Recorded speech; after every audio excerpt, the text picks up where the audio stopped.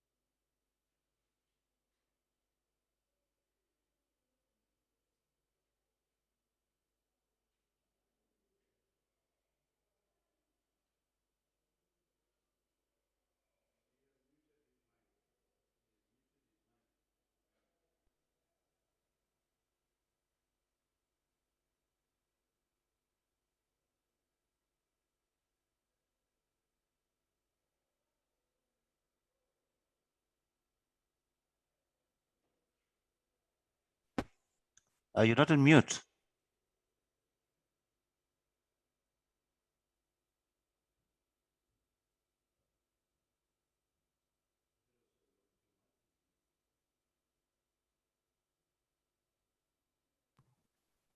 Hello? We can't hear, he's muted. Chi, Now we can you hear hear me now? We can. Sure. Sorry about that. Okay, good morning, everyone. Welcome to this summit organized by the Northwest University. The university strategy emphasizes the need to have a conducive environment for both staff and students across the 3 campuses. And of course, that implies also the surrounding areas of our campuses. And for the university to tackle the crime problem, there is a dire need for cooperation and collaboration among all relevant stakeholders. We are hoping that the insights and wisdom shared during this summit will contribute towards strengthening relationships among stakeholders and help a great deal in the development and implementation of an integrated safety and security plan. Now, the strategy of the university espouses and envisages a safer environment for students, thereby making sure that the student experience is improved and all our students are able to focus on their day-to-day functions, that is studying, as well as staff, making sure that they are in the classrooms, in their offices, and when they go back to their places of residence, there is no concern about the crime issues. But of course, as the university, it's impossible to achieve that alone. Hence, stakeholders or relevant stakeholders at that are invited to share their experiences, their expertise in dealing with issues that contribute towards crime and, of course, crime itself. We, as the university, have adopted the ethic of care as one of the key elements that informs our operations. And it is within that spirit that we make sure that what the concerns of our staff and students insofar as crime prevention is concerned are addressed efficiently and effectively. But for that to happen, we'll need the stakeholders to come on board and work with us as a community. The organizers have informed me that there are still some people who are struggling to connect. I'm hoping that the problem will be sorted as we proceed. However, due to time, we cannot wait any longer. I am therefore welcoming all our speakers, especially those that are from outside. We really appreciate your being here. We're looking forward to hear your wisdom, to also continue working with us as we tackle this national problem, but of course, that is affecting our communities within the university campuses as well as the communities around us. Thank you very much for accepting our invitations. And I am now going to call upon the acting Deputy Vice Chancellor responsible for our campus in Mahikeng and also community engagement, Prof. Sonia Swanepoel, to officially welcome us. Prof. Sonia. Good morning and thank you, Mr. Program Director Clement Manoku. Good morning, and I want to specifically welcome all members of management that is present, our guest speakers that I will welcome personally in a few minutes. Then also, good morning to our staff, our students, and all our stakeholders. Mr. Clement, you have really set the scene of how important the ethic of care is for our university in our strategy, and how that links to this summit, and how important it is that we take hands, staff, students, and stakeholders. If I ask you to introduce yourself very briefly, if I call your name, if you can maybe just put on your video that we can virtually meet you. I'd like to welcome Mr. Daya Moodley, forensic specialist from Sabrik. Good morning and welcome, sir. Then Colonel Joel Sapelu, Vispol Commander, Mabatu SABS. Is the Colonel here? It could be that some of our guests will join a bit later. Then Mr. Mulebi Moriosele, Traffic Chief, Department of Public Safety Law Enforcement. I don't see him opening his camera. Then also welcome to Mr. Ntsokolo Moriosele, Disaster Management Officer, Department of Public Safety, Fire and Emergency Services. Is he present? And you can maybe just put on your video camera that we can virtually meet you. Seems that our guest speakers are very shy this morning. Then Madam Annelien van Staden, Head of Therapy of SANCA from specifically Klerksdorp. And then Mrs. Ditebogo Manana, Social Work Policy Manager, Department of Social Development.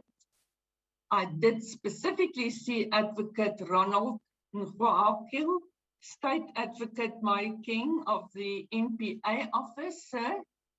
We can quickly put on your video camera. We can virtually meet you. Good morning, sir, and welcome here. Then Mrs. Laratu Wanu, the Student Counseling and Development from our campus. I'm not sure if Laratu can quickly put on her camera.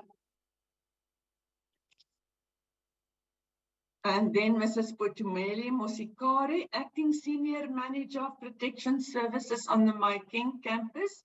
Potumelu, you put on your video camera. It seems everybody is having struggles with their cameras.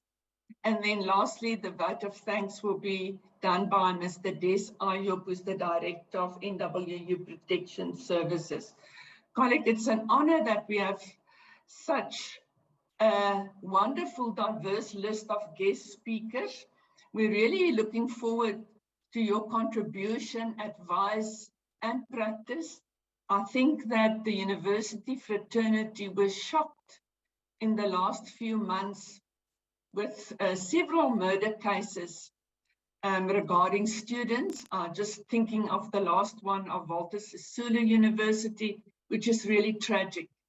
And what can we do as a community? How can we hold hands to try and prevent such, and to make sure that all our staff students are not only safe on campuses, but also when they move off campuses from in the local area of the Maiking vicinity. So without further ado, you're all very, very welcome. We're looking forward to your inputs and your contributions. And over to you then, Mr. Program Director. Thank you very much, Prof. Sonia. Without any waste of time, let me call upon Mr. Daya Moodley, who's going to share with us information or just some of the issues regarding ATM scams and fraud. I was a victim of phone snatching at an ATM. So there is a whole lot happening with the ATM scams as well as around the ATM. So these are the type of things that we may be hearing from our guest from Sabrik, Mr. Daya Moodley. Sir, the stage is yours. Thank you, Program Director. First of all, thank you to the Northwest University Management, also to Tumi and her team for inviting Sabric. I must say that we are very delighted to be part of this Crime Summit, and I guess it's all about collaboration.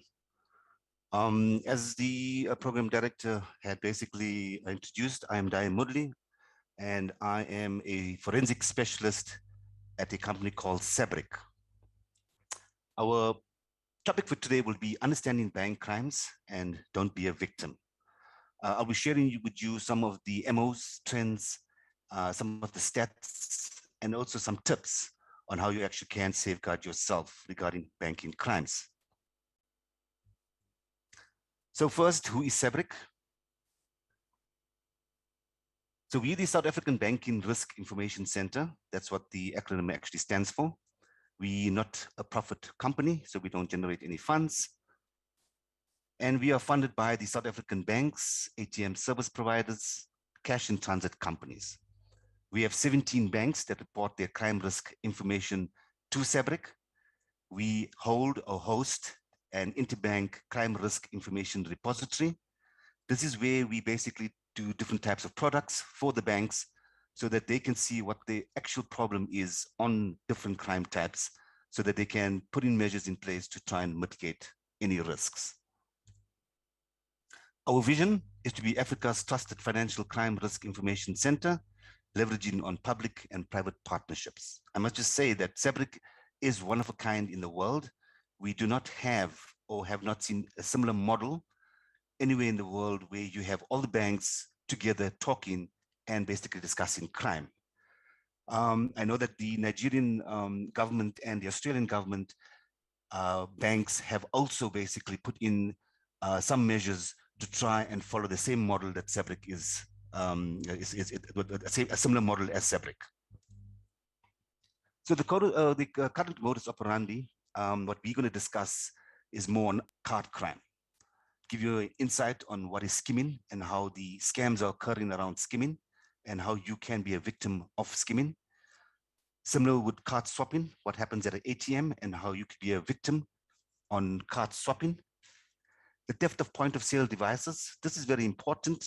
It may not directly affect you, but what we are seeing is that the syndicates are approaching youngsters, especially youngsters that are in universities, to do this type of crime for easy money. The other one is the CNP, which is card not present fraud. We'll give you an insight on, or I'll give you an insight on what is happening in that space.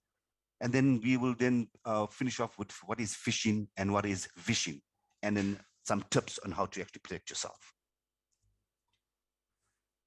So let me just start off by basically seeing one of the products that is newly in the market in the banking industry. I think most of you are aware of this. If you look at your card, your physical card itself, you'll see that it has a logo like what seems to be like a Wi-Fi. It's radio frequency. We refer to it as RFID cards, radio frequency identification document cards. Now that is your tap and go card. It was actually activated in 2018, but it was in place for, I would say, about 5 years prior to that. It was still in a pilot phase, but now in 2018, it is fully activated. So similar, what you can do with this card is that instead of you inserting the card or handing the card to a cashier, you can just tap the card. You don't actually have to touch physically touch the point of sale device. You can just keep it at a near distance where it'll actually activate the RFID. So that is called the tap and go card. Now the problem lies here, or the question could be asked here is, what is the fraud associated with a tap and go card? If I lose my card, what happens? Can the person go into my account and use my card? Unfortunately, yes. If your card is stolen, and if it's not reported immediately before any transaction is done, then yes, because remember with your tap and go, you can do a transaction without inserting a PIN. So there is a threshold, there is a limit that a person or you as the client itself can do a transaction. So when you go to a shop, you can do a transaction, maybe 3 taps under 400 rands, you don't need a PIN. After 4 taps or 3 taps, you basically have to put in a PIN. So in that sense, yes, If your card is stolen or is lost, and if it's not reported immediately, then yes, that person who is in possession of your card can go and tap your card, as I mentioned, for 3 times under the flow limit of 500 rands. But if your card is reported immediately before a transaction is done, then it works normally like where a card is actually blocked. So the person won't be able to transact on the card. Similar to that, what the banks have implemented, it's in the same, basically the same principle, is that they've basically got the virtual card.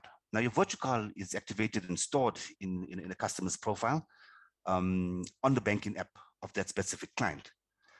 Here, customers can immediately load the virtual card on their bank profile and link it to a debit card, credit, or Fusion account. It's simple and safe, and what's good about this is it's smart enough to change its 3-digit CVV hourly. Now your CVV is your card verification value.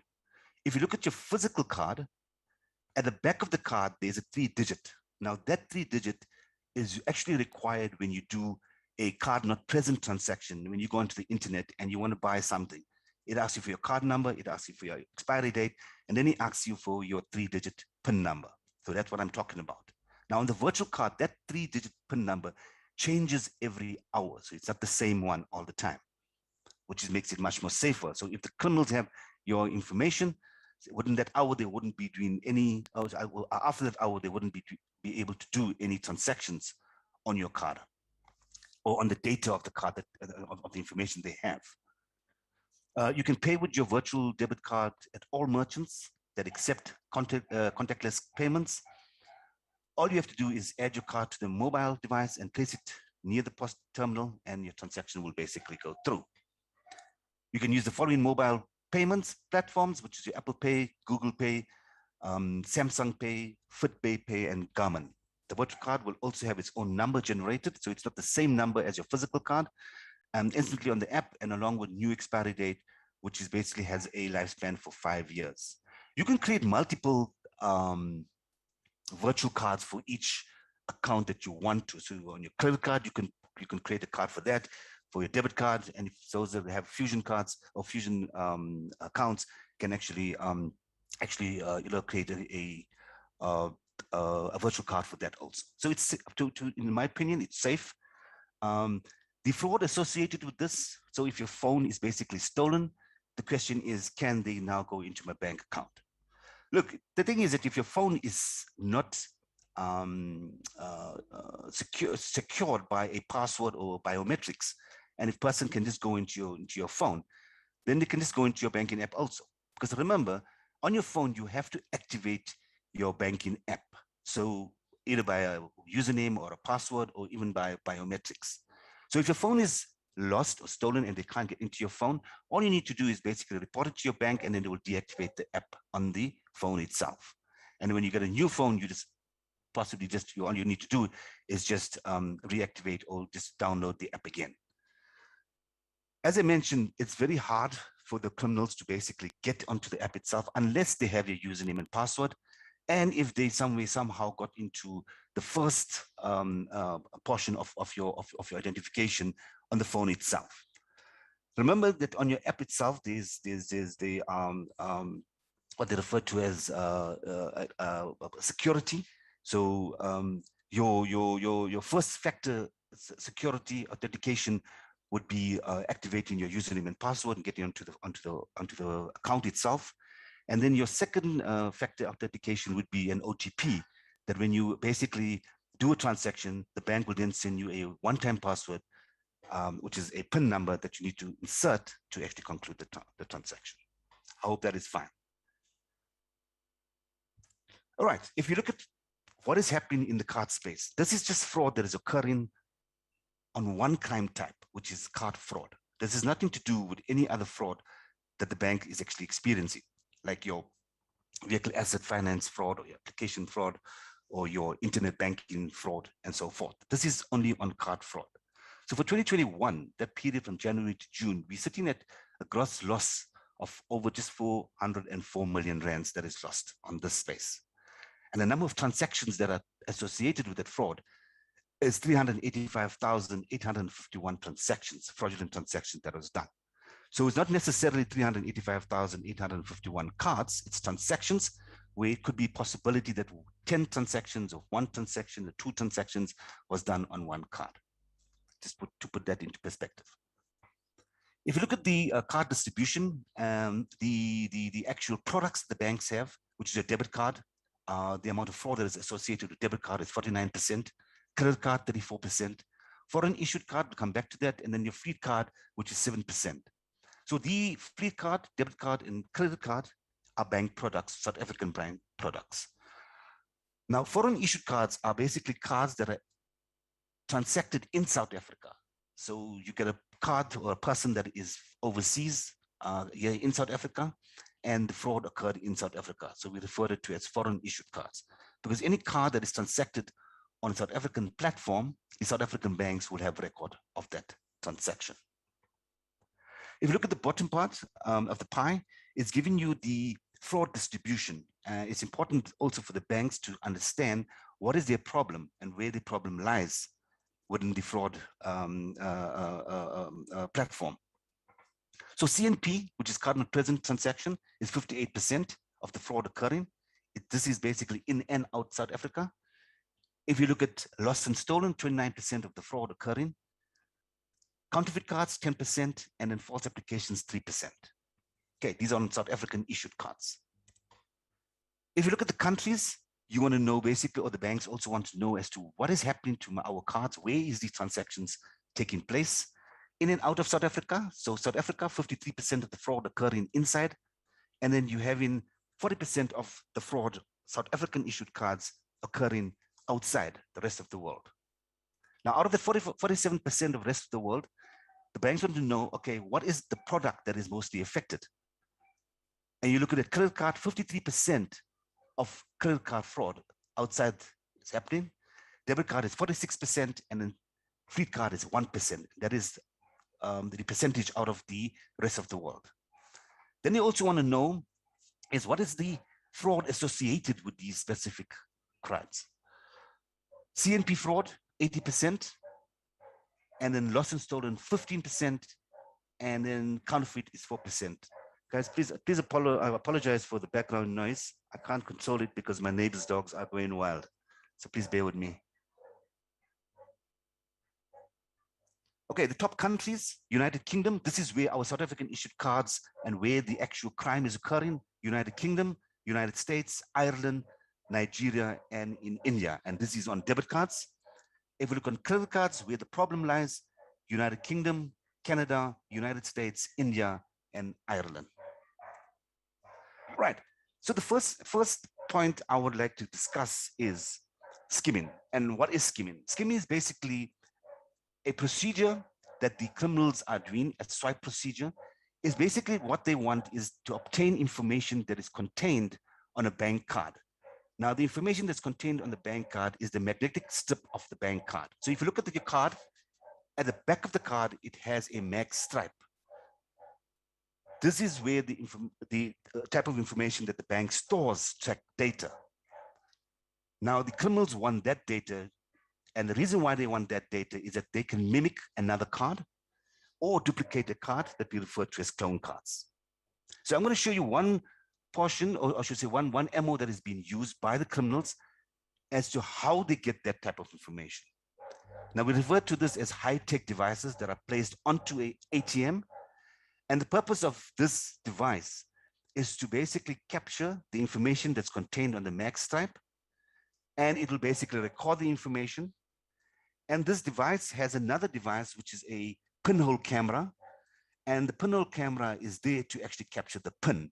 Because remember, it is no use if I get your card information, I do not have the pin. What can I do with that information?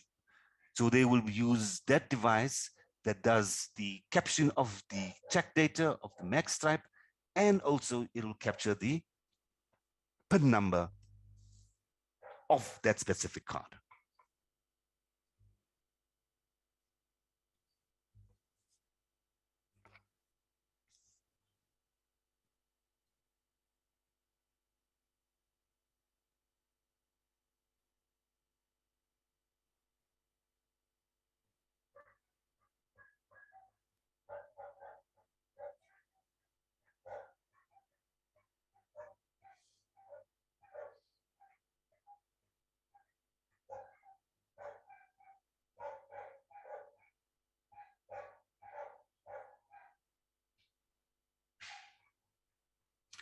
So as you see on the first video, you see the gentleman there, or the suspect basically approached the ATM, and what he had done is he placed a device onto the ATM.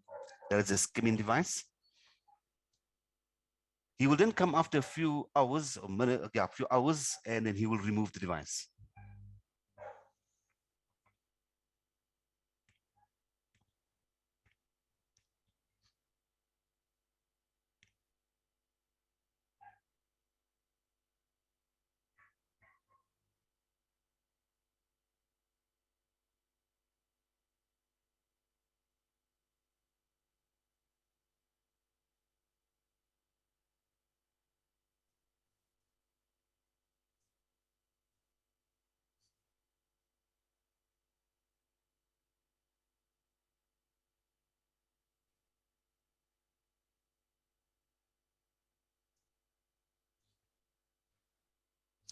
Okay, before I go on, can I just get confirmation that the video played and you saw what actually transpired there? Just thumbs up, or just someone just to acknowledge. Well, I saw what's, some action there, but I think it's not very clear. You can see the installation of the equipment and removal of it. Just that's what I saw. All right, yeah. Look, I don't have the full video itself because of the where the actual camera is actually, but I will show you pictures of the devices itself. So I think that'll put it more into perspective. Would that be fine? Yes, okay. Please let's continue. All right, cool. All right, so you'll see on the second video that the guy came back, and what he had done is that he removed the device itself. And in that instance, he removed two devices. One device was a skimming device, and the other device was a camera, or should I call what they call a pinhole camera. All right, so this is one part of or some parts of an ATM that, or should I say, one model of an ATM that could be compromised. Now, if you look at the picture that I'm showing you, this is one of the common ATMs that you will see. I'm sure a lot of you are familiar with this specific type of ATM. On the left-hand side, you'll see where the ring is over here. You've seen that there is a card reader.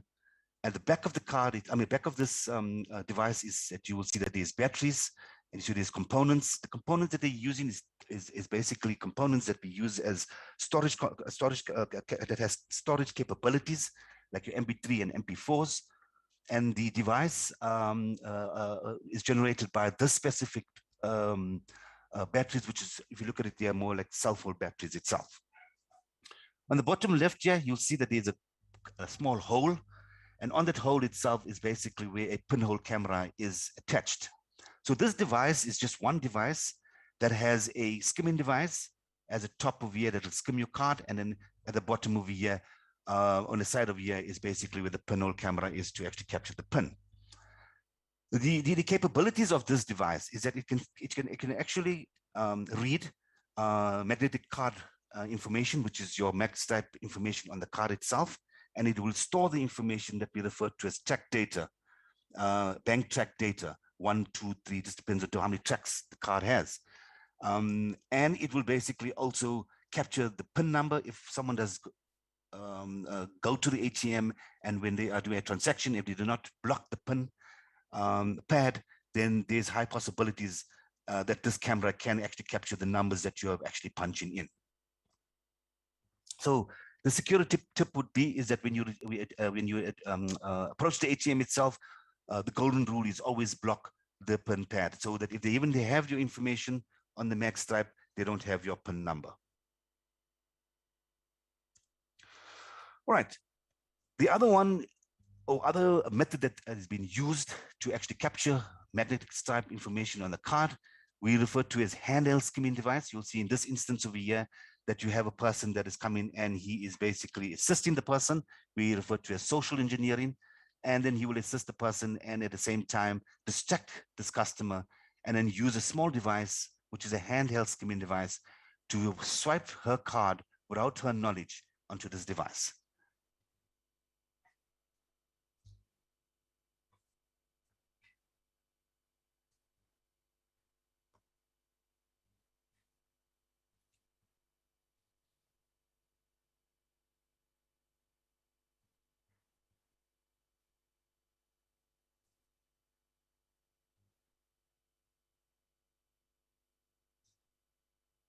As you can see here, he's swiping the device. The lady's thinking that the card is in the machine. He then takes the card, puts it under some money, and then he inserts the card back into the machine. He asks her to put in the PIN number. He memorizes the PIN number, and then off he goes.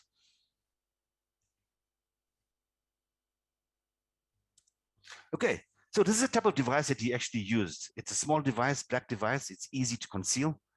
As you can see, there are different makes, different models.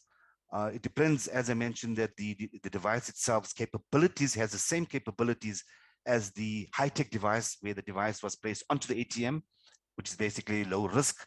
In this instance, it's a bit high risk because it's now in possession of the suspect or the person itself. Capabilities, same, store information, track information that's stored on the card. However, this device cannot capture PIN number. So the PIN number, as you've seen on the video, is that the person will shoulder surf or do the technique that he used, shoulder surfing, to look over the person's shoulder to actually get the PIN number. And then they will basically match that PIN number, because this device over here will have date and time stamp. So whenever someone swipes the card onto this device, it will have a date and time stamp.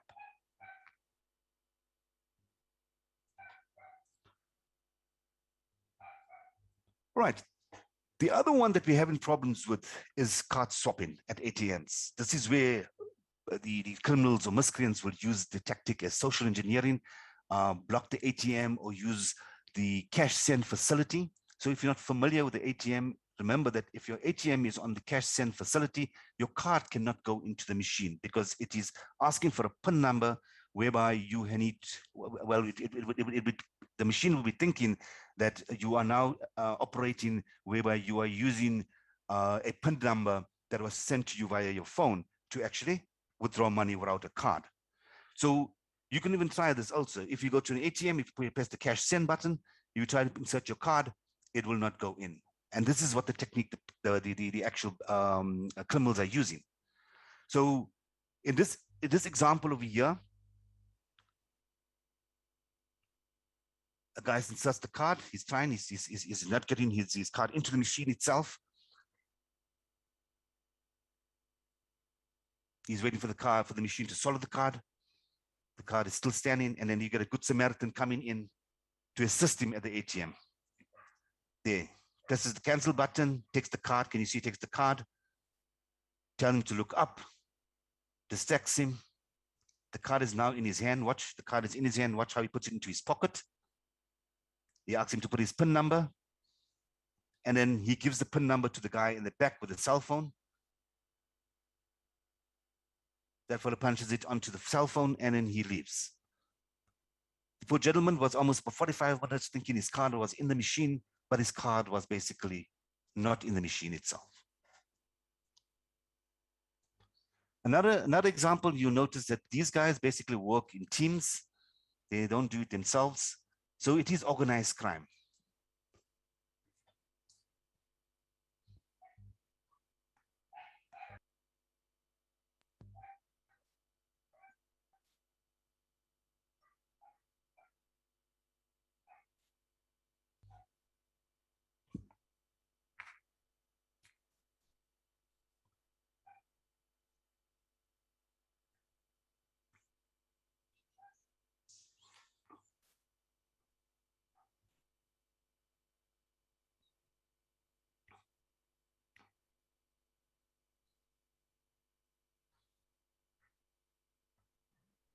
Okay, Daya, let's move towards conclusion, please.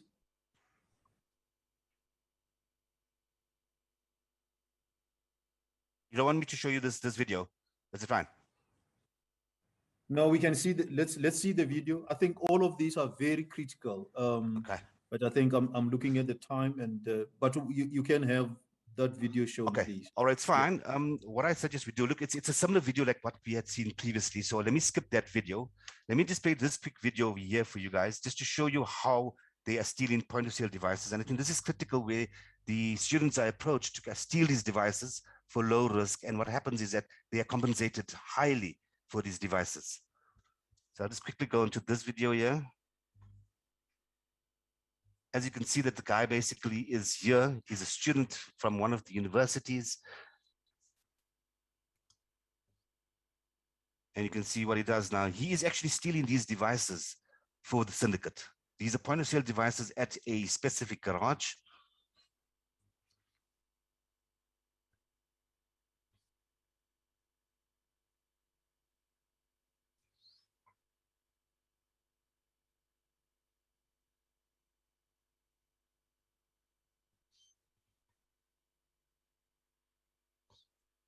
Okay, I'm going to skip that also. Yeah, as you see, the guy basically stole about 3 or 4 devices, and then he hands it over to the syndicate. For each device that he stole, he got 1,000 rands. So for that specific night, he made easy money, like almost 3,000 to 4,000 rands that he had actually made. Now, that devices are critical for the syndicates, that way they can actually make 10 times or 20 times more money than what they actually paid for the device. The other issue that we have in, as I mentioned on the MOs, is your CNP fraud. This is your card not present fraud. Information that is actually required to actually do a CNP transaction would be your card number, your CVV number, and your expiry date. Now, what you've seen over here on this picture here, slide here, is that people are actually, or the criminals are actually writing down information that's contained on your card. That is why it's very important that when you present your card, that your card is at all times in your sight. Because what could happen is that they would basically memorize the CVV number at the back, and then your actual expiry date. And then what they would do is they would get the card number from the actual transaction that was done on the slip itself. So you got to be very cautious when you are seen and they're writing card numbers down, that you basically put a stop to that. All right. The other one is electronic banking. We know about phishing, where a mail is sent to a specific person. And if you receive a mail that is purporting to be from your bank, remember that the banks will not send you a link to update your details. So what will happen now in this instance here is that you can see that it's purported to be from, or this mail is purported to be from Absa Bank, telling the client that the payment of debt is due to them, and they need to basically click onto log in, click onto that link and update their details. This is a phishing mail, and this is how information is actually being compromised, and this is how also that the criminals get your information. So be careful. Remember that banks will not ask you to update details. If you receive a link purporting from the bank, phone your bank first rather than updating your information on the link itself. Another one is similar from now it would be in our SARS, that it's purporting to be from SARS. How do you know that? You'll see that if you hover your mouse over the link, you'll see that if you look at that HTTPS, your URL, is not the same as what it should have been on the actual site of SARS itself. Okay, so you got to be very careful on this. SARS revenue servers don't give you this type of information where you need to click on which bank to actually update your details. Social engineering is a tactic that is used. So it actually exploits human vulnerability, because criminals know that the weakest link in the information security chain is us as the human being. So always remember that this is what they actually use. So social engineering tactic that is used to gather information about you. This information can be used to defraud you. Okay, that's what they would actually do in a sense of phoning you or trying to get, to get better and to actually know you better, and they actually try and gain your trust. Vishing, I think vishing is, everybody understands this. It is basically a phone call that is received. We refer to as voice over IP. This is basically a person phones or purports to be from a specific bank in this instance, and they would then tell you that they had seen a specific transaction on your account, and they're asking you to basically give them the OTP number so that they can reverse the transaction, as an example.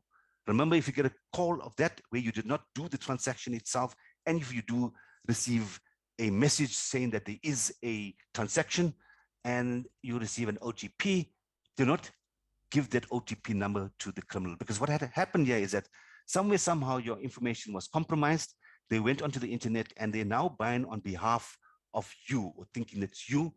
Now, the only way to conclude the transaction is that they need the OTP, and what they're telling you is that they are from the bank. Now, the bank, they wouldn't know that. The bank doesn't know whether every transaction that you're doing is legit or not legit unless you go to the bank and advise them that the transaction is not legit. So be careful on that when you receive calls from a person purporting to be from the bank. Right, a quick example of this here, just a couple seconds. I just want you to listen to you.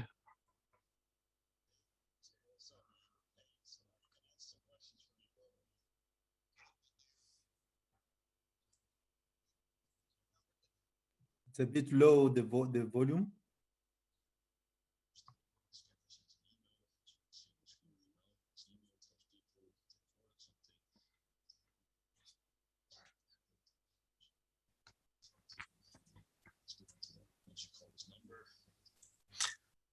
All right, for the purpose of time, what actually transpired in this one here is that you'll see the two scammers are basically phoning the customer and they're asking them for his details. Now, this is what we call vishing, where they're actually trying to vish the person for specific information. And as the video goes on, you will notice that the actual person who is actually, it's like scam the scammers. So a person that's what we refer to as white hack hackers actually they had hacked this person's computer that was trying to basically scam them. So these people are based in India, somewhere in Bombay, and they have a call center. So they have a call center similar to what we have here in South Africa, where you actually get telemarketers. Probably they are legit, some of them are illegit. So you guys could be very cautious when you're actually revealing personal information over the telephone. I think now that we have the PAPIA Act, this makes it much more easier that information that is now divulged, you shouldn't be actually getting information or telephone calls to update your information. Right, how to shop online, 3D secure or verified by V, which is verified by Visa. Make sure that your bank, there's an option for this over here. Some banks are giving it out free. Some banks will, there is a fee for it.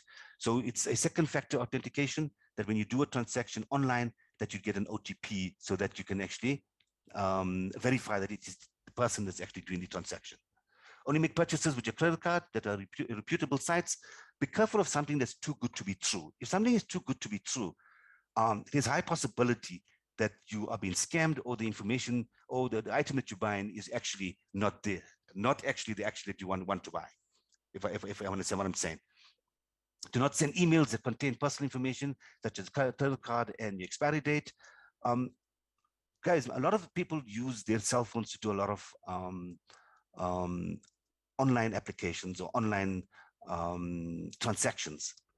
You got to ask your question: is it safe? Secondly, do I have the necessary software and antivirus on the phone itself to actually do those transactions? Never see a safe password, the PIN numbers on your desktop. If for some reason that you have a problem where you think that your PIN number has been compromised, you can go onto your banking app itself and change your PIN number same time. Right, I'm going to skip that. The opportunity with regards to vishing, believing that the phone call is from the bank, buying into the story that's on the other end, because in most instances, what we see in the older people are basically, are not really clued up. And what would happen is they are hesitant and they are basically in a fear state, sense of urgency, and then they will give out that information, only to realize at later stages they have been vished and the information can be used to defraud them. Remember that you got the power. If you sense that something is off, it probably is. Okay, I'm sorry to run through that there because of time. I'm not sure if there are any questions. Okay, everyone, are there any questions to Mr. Dyer?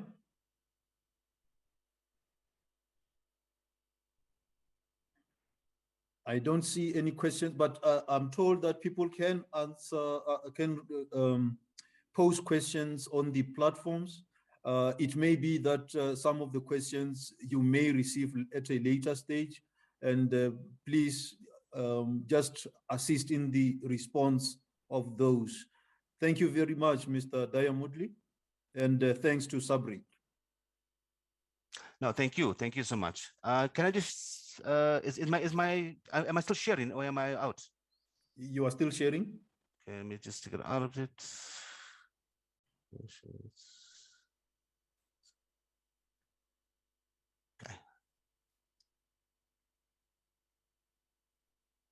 Okay. Thank you very much. So I'm going to try my best to get the 10 minutes that we have allocated to Mr. Dyer as Moodley as an additional time. Let me call upon Colonel Sapelo from the Mabatu SAPS to share with us information, insights about common robberies or theft in general. Colonel, if you can, at least just perhaps open your camera so the audience can see you, and not only for today, but also next time when they need assistance at the Mabatu SAPS or any other spaces. Thank you very much. I'm Colonel Sapelo, as already indicated. I'm the visible policing commander at the Mabatu police station. Mr. Moodley, I think you are still sharing.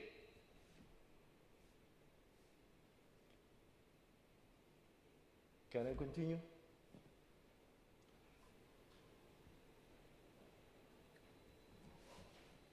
Do we have? Mine says stop sharing. Is it okay? I still see the screen, but I suppose it will disappear soon. Colonel Sapelo, is Colonel here?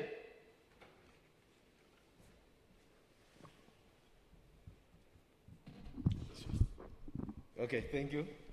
Can I continue? Yes, thank you very much for inviting Shall us. one of the organizers please try to facilitate the talk from Colonel? Do you hear me? Hello? Okay, thank you. Thank you very much for inviting us for this summit. Let me acknowledge my fellow panelists and all those watching visually elsewhere. Okay, maybe just unmute yourself so we can hear. Come again?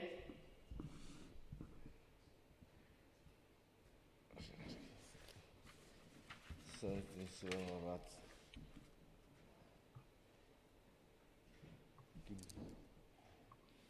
Okay, thank you. I'm Colonel Sapelo, a visible policing commander at Mabatu. I'm responsible for crime prevention in Mabatu Policing Precinct. Let's go to slide number 2.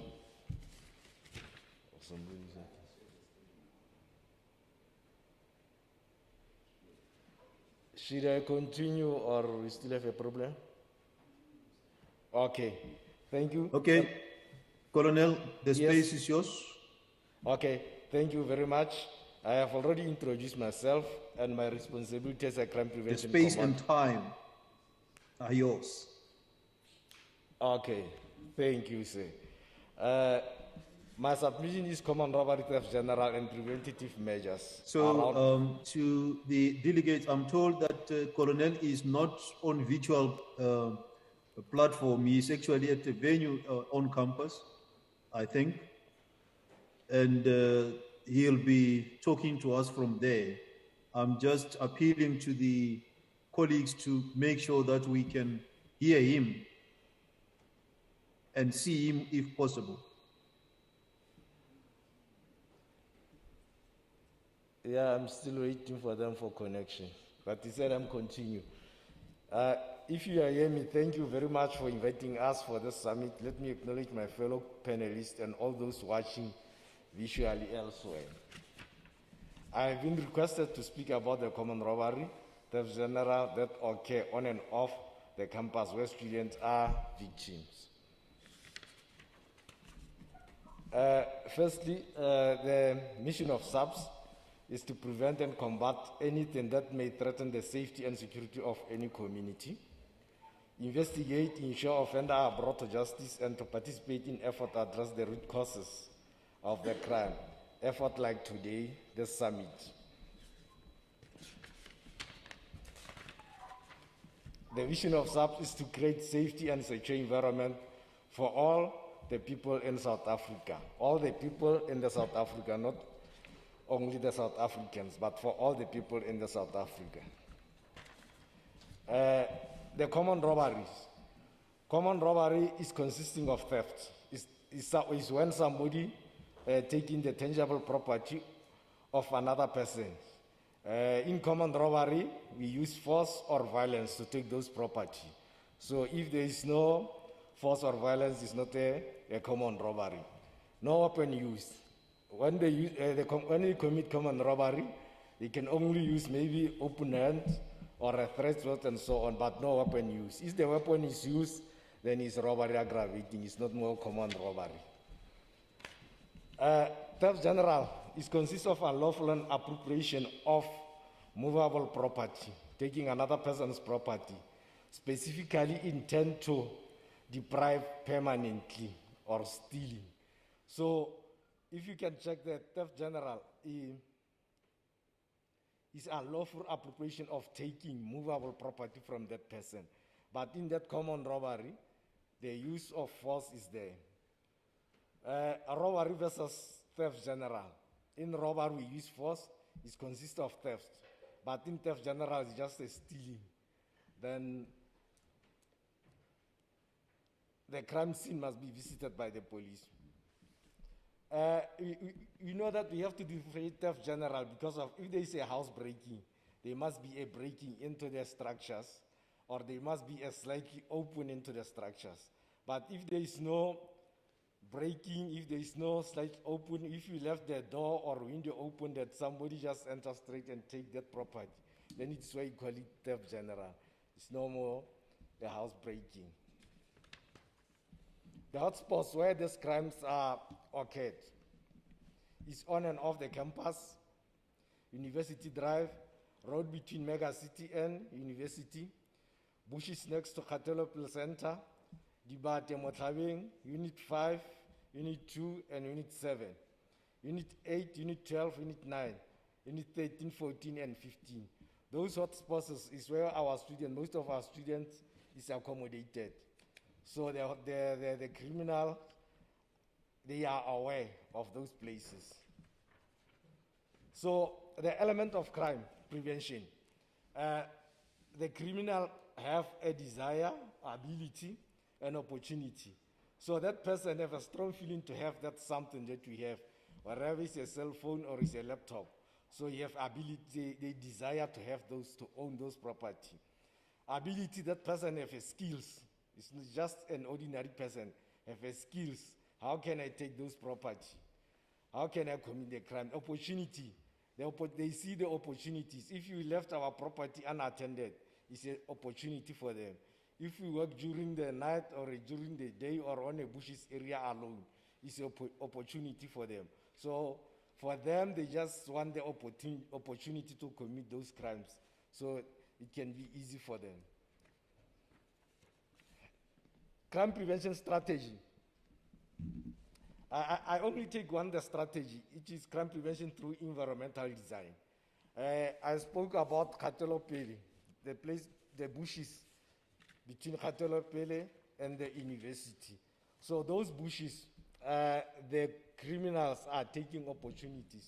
Because if you are alone on those bushes, no one see you. So those criminals are just waiting there, or they follow you until they catch you, so that they can commit the crime. So for us as the police, when you say crime prevention through environmental design, together with the municipality, we have already wrote a letter to the municipality so that we can go and debush those areas. And we also requested from the municipalities to put HIMARS light on those areas so that it can be visible enough, so that our students can be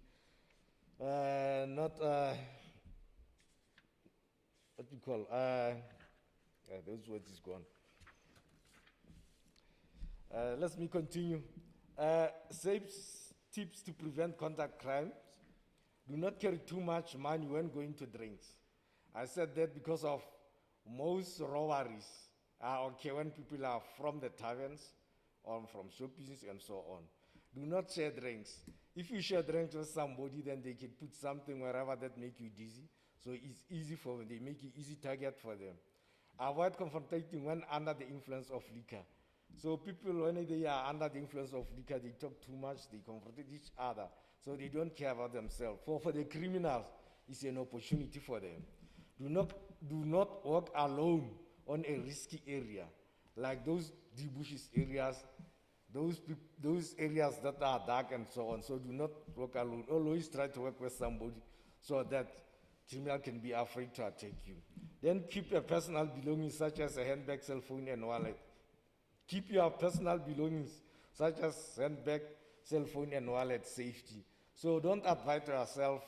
We carry an expensive cell phone on the street so somebody can see it. So those criminals have a desire to own those cell phones and so on. Comply, remain calm, and do not argue with the crime perpetrator. If you argue with them, they can kill you. Really, we have experience on that. A lot of people have been killed on that. So if they demand those things, just comply with them, but try to look for them if maybe they can be identified later.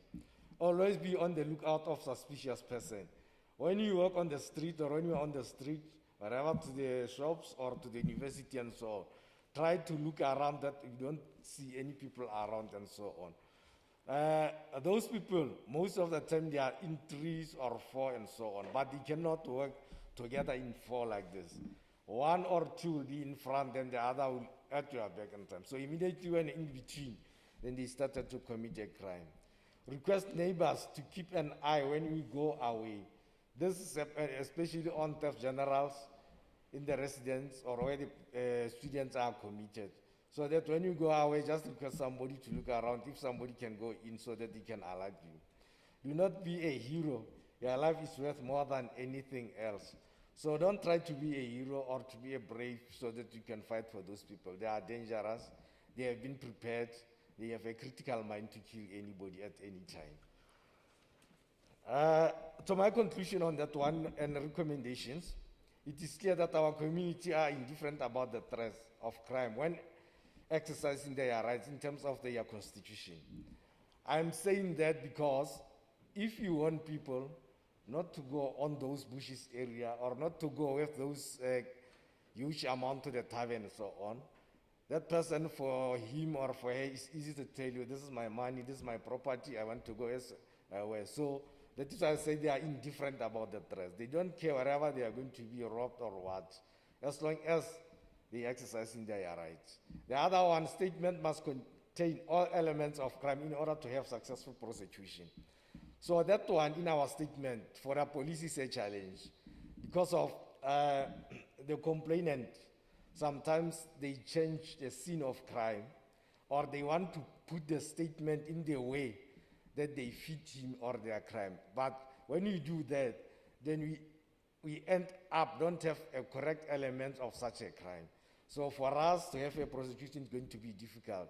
So I think our community must know exactly, tell us exactly what's happening. Do not change the scene of crime because they are afraid of other things they're supposed to be there or and so on. Then we end up investigating the ghost cases, which is not okay on that area or on that place. That now for us, for crime threats and analysis, we are going to the wrong directions, which is supposed to go to where crime have been committed. I think that is all from my side. Thank you very much.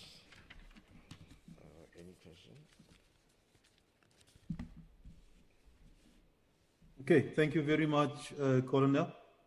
Are there any questions, additional comments from other attendees?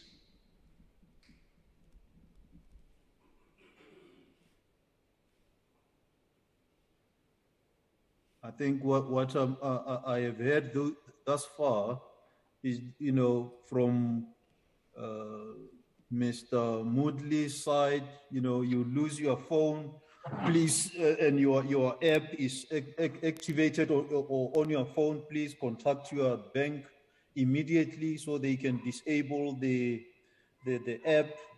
And when at the ATM, let's be careful of people who offer assistance and so on. And here I'm hearing Colonel talking about us being careful of suspicious individuals, not walking alone, and also if you choose to go for a drink, remain cautious of what you do, and also don't get into fights or any of such. Is Mr. Mulibi Muriusile ready? So he can share with us the use of mobile phone while driving and drinking and driving and all the related issues pertaining to traffic offenses. I think our staff and students are, as part of society, affected by all the rules and laws of the country, and this is one of the rules or laws that I think contributes to the loss of life and other problems on the road. So it's important that we hear it from the practitioners or the specialists so that we are able to avoid, or if indeed we have to use our phone for whatever purposes during our driving, we know what we should do. Mr. Mulibi, Muriosele, please, if you are ready, let's hear your presentation. Good morning, colleagues. Thank you very much, Program Director. Thank you, the university, for giving us the opportunity to come and make this important and informative contribution. My name is Mulibi Moreosile. I'm the Chief Traffic Officer at Mahiken Local Municipality. My presentation is structured this way. I'm going to start with the introduction. Charges for driving under the influence, how to prove that it is a crime, crucial statements taken by the detaining or the arresting officer, the rights of the suspects, which is contained in our Constitution, Section 35, procedure from arrest to detention. My introduction is very short. Remember that if you are found guilty of drunken driving in South Africa, you could face up to 6 years in jail. You could also be liable for fines of up to 120,000. Your driver's license may be suspended. You will also have criminal records that can have serious ramification for the rest of your life. Charges under driving under the influence. The National Road Traffic Act 93 of 96, Section 65, 1 in brackets. When an officer is effecting an arrest, the following elements have to be proven and have to be in place. For a case to say this was a drunken driving, there must be a driver occupying the driver's seat of a motor vehicle. The engine of that vehicle should be running, and that vehicle should be on a public road, not in your backyard. The person should be under the influence of intoxicating substance. That will be the main charge. The alternative charge to that will be Section 65, 2 in brackets. There has to be a driver seated on the driver's seat. The engine should be running. The vehicle should be on a public road.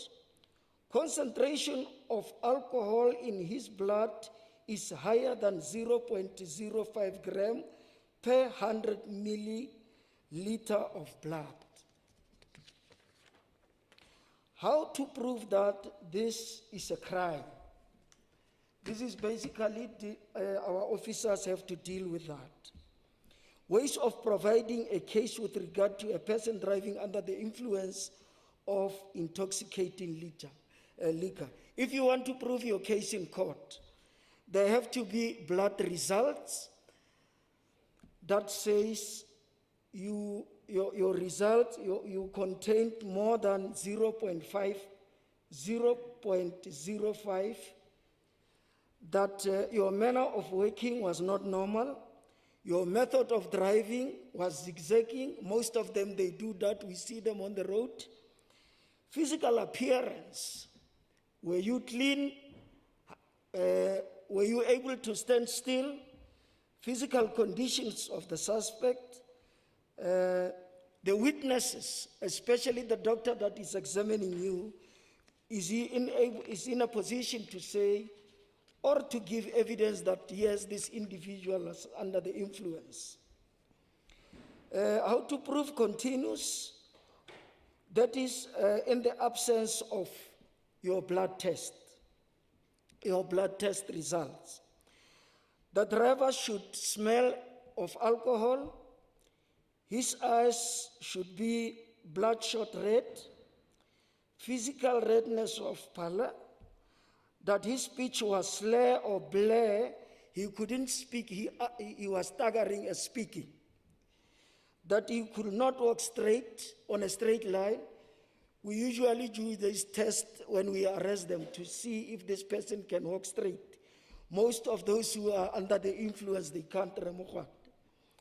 That he was unsteady on his feet, he could not balance. Usually when you ask him to stand on his one leg, he won't for a second. He was aggressive. They are always fighting when you are under the influence. That he was aggressive, swearing. They are always swearing at our officers. That he could stand up without holding his car. That is when you get him on the road, he will always need assistance to balance himself. That his coordination was not good. He will tell you about fetching the baby from crèche, but it's 9 o'clock in the evening. His clothing, you will see in most time their zips are down, shirts not buttoned. They are very argumentative. Important aspects that should be contained in a statement that is taken by the arresting officer. Very crucial, the time when arrest was made, that should be in a statement. The time the medical examination started and finished.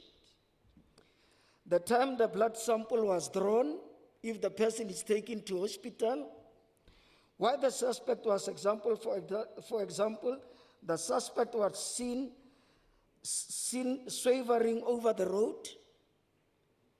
A complaint maybe was received from the public that so such and such vehicle has just passed. Could you please check on that? That's where always the arrest start. It doesn't always start with drunken driving. We get a complaint that so and so is not driving right. When you get there, you find the person is intoxicated. Did the suspect cooperate with you when you were arresting or did not comply? The crucial elements continues. I've mentioned, was he steady? His eyes, his speech, the suspect's breath, was he smelling liquor? Were there bottles, empties, containers of alcohol substance in the vehicles? But crucially, when our officers arrest, they do not, and this is one that always throw our cases out of court and we don't get prosecution. That is the rights of the accused, which is contained in section 35 of our Constitution. The right to remain silent, to be informed promptly of the right to remain silent and consequences of not remaining silent. That should be explained to the accused. Not to be compelled to make any confession or admission that could be used in evidence against the person. To be brought before court as soon as reasonably possible, but not later than 48 hours after arrest. First court appearance to be charged, inform of the reason for the detention to continue or to be released. To be released from detention in the interest of justice. Those are the rights of each and every person who reside in our republic. The procedure that should be followed when an arrest is made for an individual who is intoxicated or suspected of. Arrest must be made, collection of sealed kit with serial number from the police station. Suspect should be taken to the cell for registration, which our officers normally do not do. Transport of the suspect to the state hospital to draw blood. The doctor should examine the suspect and complete the medical report form, which is named there. The suspect blood must be drawn within 2 hours after the arrest. Very important. Let's continue with that procedure. The doctor draws blood from the suspect and place the blood inside the blood kit and seal the container in the presence of the suspect. On the medical report, the serial number with which the blood kit was sealed and the serial number that the blood kit was resealed with is indicated. The suspect is then transported back to the police station. The sealed blood kit is thrown into the drop box. The suspect is taken back to the police cells. The case docket is opened and the case number is obtained. The suspect is then charged for offense of drinking and driving. The detective in the crime office and the suspect is referred hereafter as the accused. The accused is then released on bail, that is after appearing in court, if bail is granted for the accused. If the accused was, for example, arrested on Friday, very crucial, the accused will only appear in court on Monday, 9 o'clock at the magistrate court. Remember that a person that is under the influence can never or cannot open a case or submit a statement. I will conclude by reading to you again that remember, if you are found guilty of drunken driving in South Africa, you could face, I'm not scaring you, 6 years in jail. You could also be liable for fines of up to 120,000. Your driver's license may be suspended. You will also have criminal record that can have serious ramification for the rest of your life.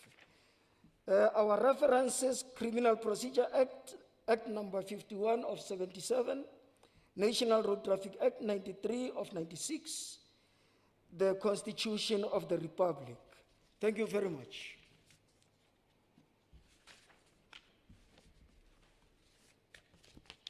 Okay, questions, inputs to what Mr. Mulibi Murusile has just said or presented to us?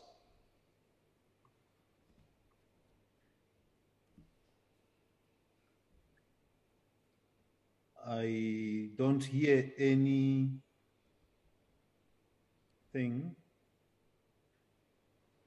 So shall we have a 5 minutes comfort break? So we are back. Let's just come back at 12:07. 12:07. We reconvene. Thanks, everyone.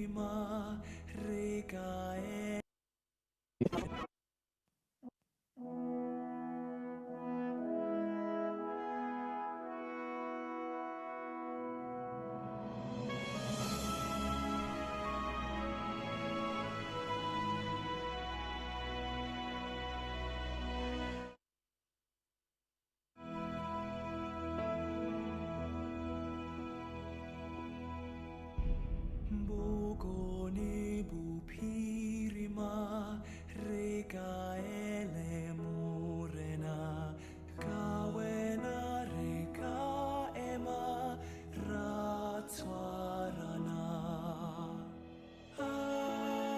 morena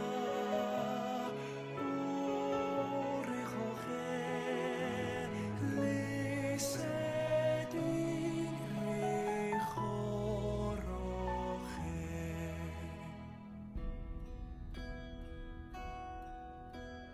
waar die wilgers welig spruit deur 'n boom sy skadu sprei soos ons groei in kundigheid mag U ons lei sien ons hoe hier lei met die hand laat U sien rus oor ons land. Three strong streams united flow, Africa stands proud and tall. As we learn, we trust, we know God is in control. Bless us, O Lord, guide us with grace. May Northwest be blessed always. Bless us, O Lord, sien ons hier. Ore Jehovah Sembolena, sien ons, bless us, O Lord.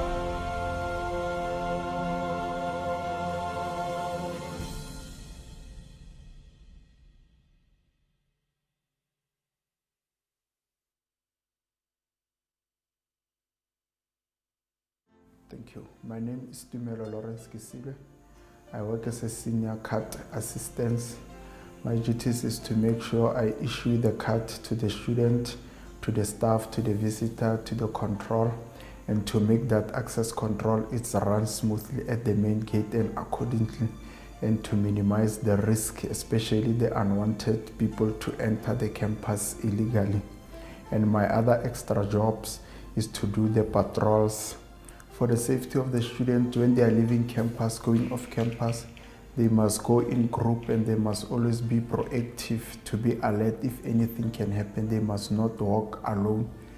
From the residents, when they leave their rooms, they must make sure that they lock their rooms, close their window, and most of the time use their access card to tap in and out so that it can be simple for the security to trace their movement and for their side to be safe that they did went out or they did came into their residence. In most of the building of university, we have the security with the register book, the reception. At least if the lecturer enter the building, she or he must report to the security, register their name and time and the office number. When she or he leave the office, she or he must do the same thing so that he can minimize the risk of the break-in of the building and the offices and the stealing of their gadgets. My name is Solomon Musiri from Protection Services in the Northwest University. Students are expected to abide by the rules of the university and to be safe at all times. To avoid being the victim of crimes, students are encouraged to always keep their belongings safe, like cell phones, especially in the cafeteria and student center. To avoid working from outside campus at night under the influence of alcohol coming back to campus. Those who reside off campus are encouraged to walk back into their places at night. Transport is arranged by them. Protection services have lost and found section. If students found any lost item, are encouraged to hand the item back to protection services on campus. Students are discouraged to engage in fights either on or off the campus. Students are encouraged to always carry their own identification cards, stay safe and respect the COVID-19 rules. Thank you. Good day, everyone.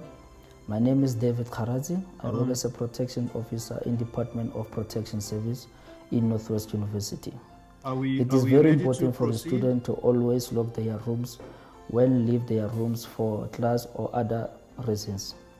Always keep Welcome their back, everyone. laptop with them on I'm campus hoping I'm talking to and some not people leave at them least. unattended, especially in the study areas like library. At least somebody just make a sign that you are Yes, there. yes, we are here. We are here, Papa. We are here. Okay, okay, no, great, great. I don't want to talk alone again. Welcome, welcome, everyone. I think we have already heard a whole lot of very important insights from the speakers. I am just concerned that I'm not seeing questions or some engagement of some sort happening.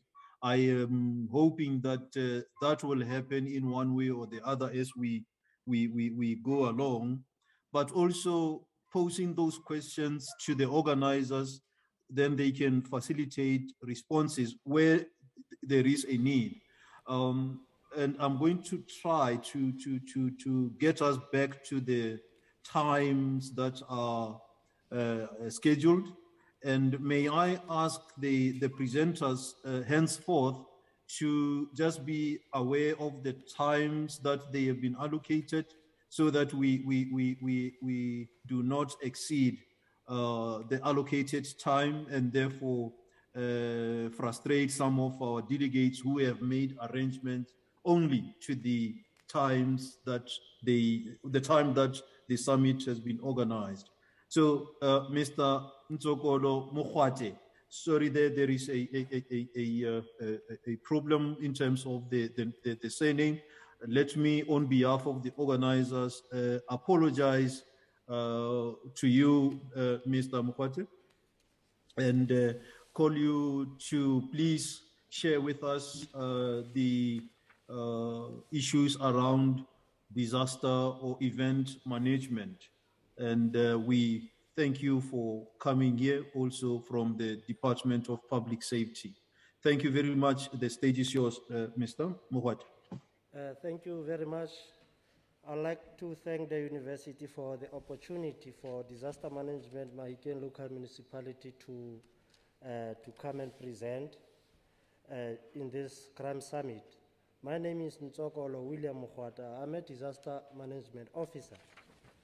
The outline of my presentation, I will just go on introduction, definition, disaster management induced crimes, the evolution of crime. Right.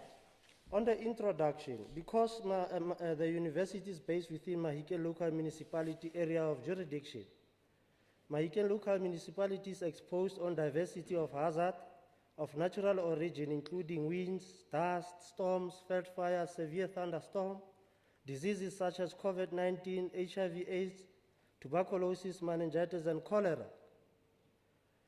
Mahikeng is also exposed to technological hazard, such as interruption of services. Regular interruption of services is a problem in our municipality. Motor vehicle accidents, various forms of pollution, including general waste dumping and air pollution. Vulnerability of Mahikeng local municipality could be exploited by potential hazards still rooted in profound poverty. There's a lot of poverty within Mahikeng local municipality area of jurisdiction. A lack of diversity in primary, e.g. agriculture. Previously, Mahikeng was known to be a hub of agriculture, of communal farming, and secondary being the industrial products, and lack of education and resources. Despite the number of developed projects underway in Mahikeng local municipality area of jurisdiction, there are numerous urban as well as rural communities which are constantly exposed to hazard and conditions of vulnerability.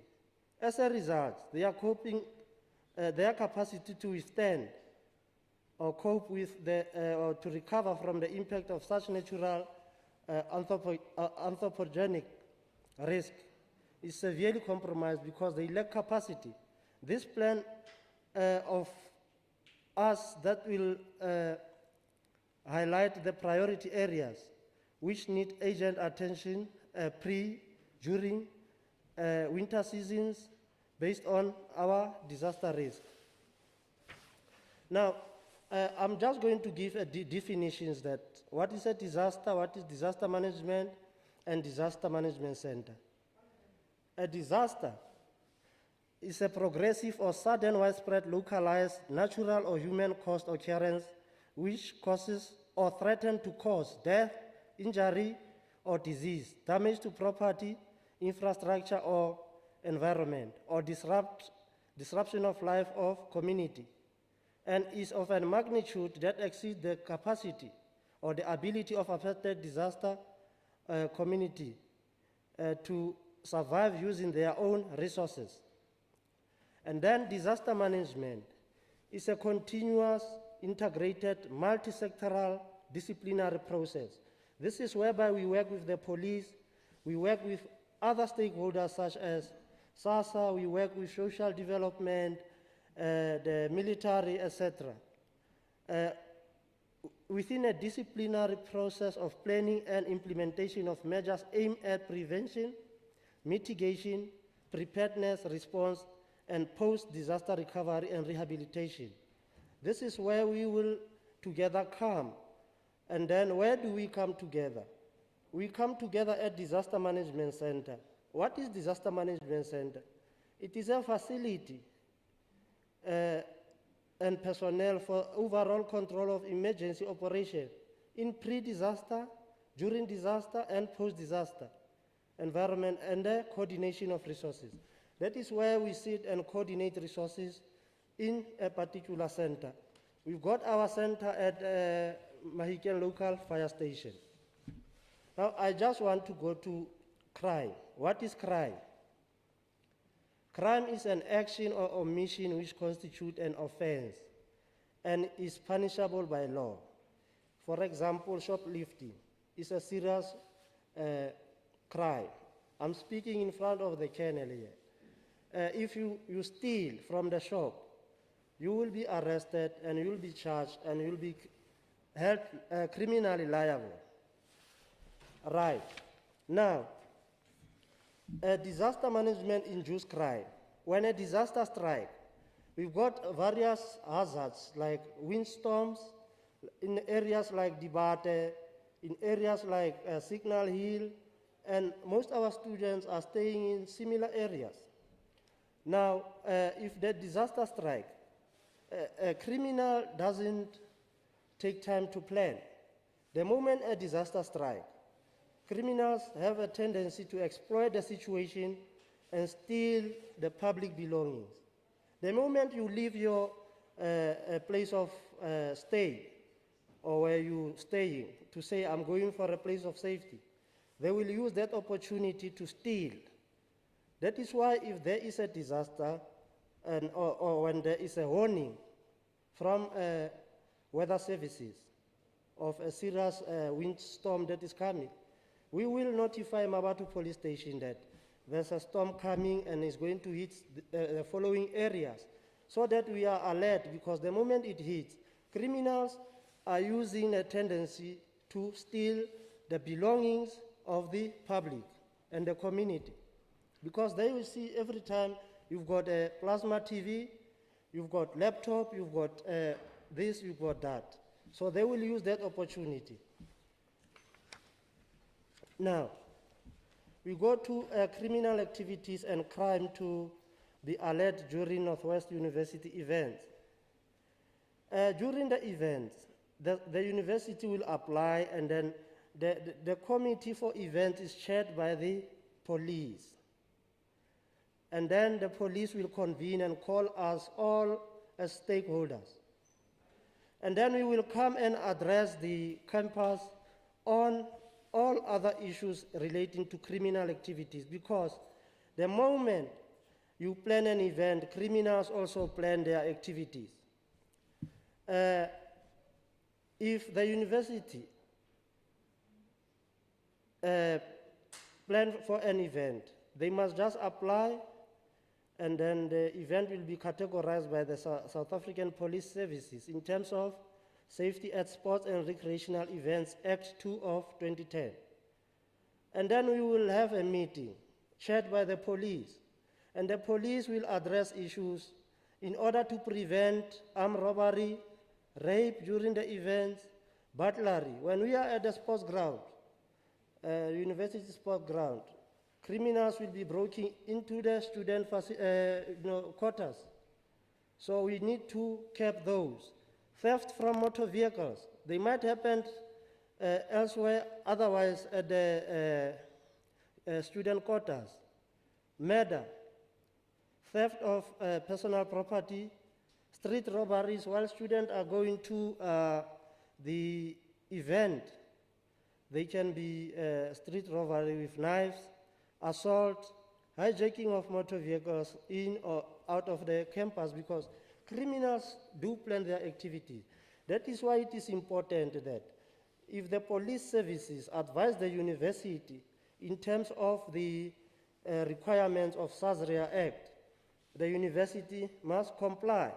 And then the disaster management afterwards, after all the plans have been submitted, will issue a compliance certificate to ascertain that the university does comply with the requirements of the Act, and then we issue the compliance certificate. Then crime progression of vulnerability. There are 3 layers of social process that cause vulnerability towards crime, namely unsafe conditions. In Mahikeng, we're still overwhelmed by poor housing conditions. Mud houses is still a problem in Mahikeng. Dangerous location. You go to the Bata, you will see. You cannot even drive through the houses because they are so clustered. Risky livelihoods. Guys playing, gambling there is a risky livelihood. Lack of disaster preparedness skills. They don't care.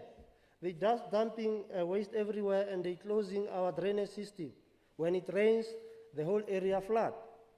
Then we've got dynamic pressures.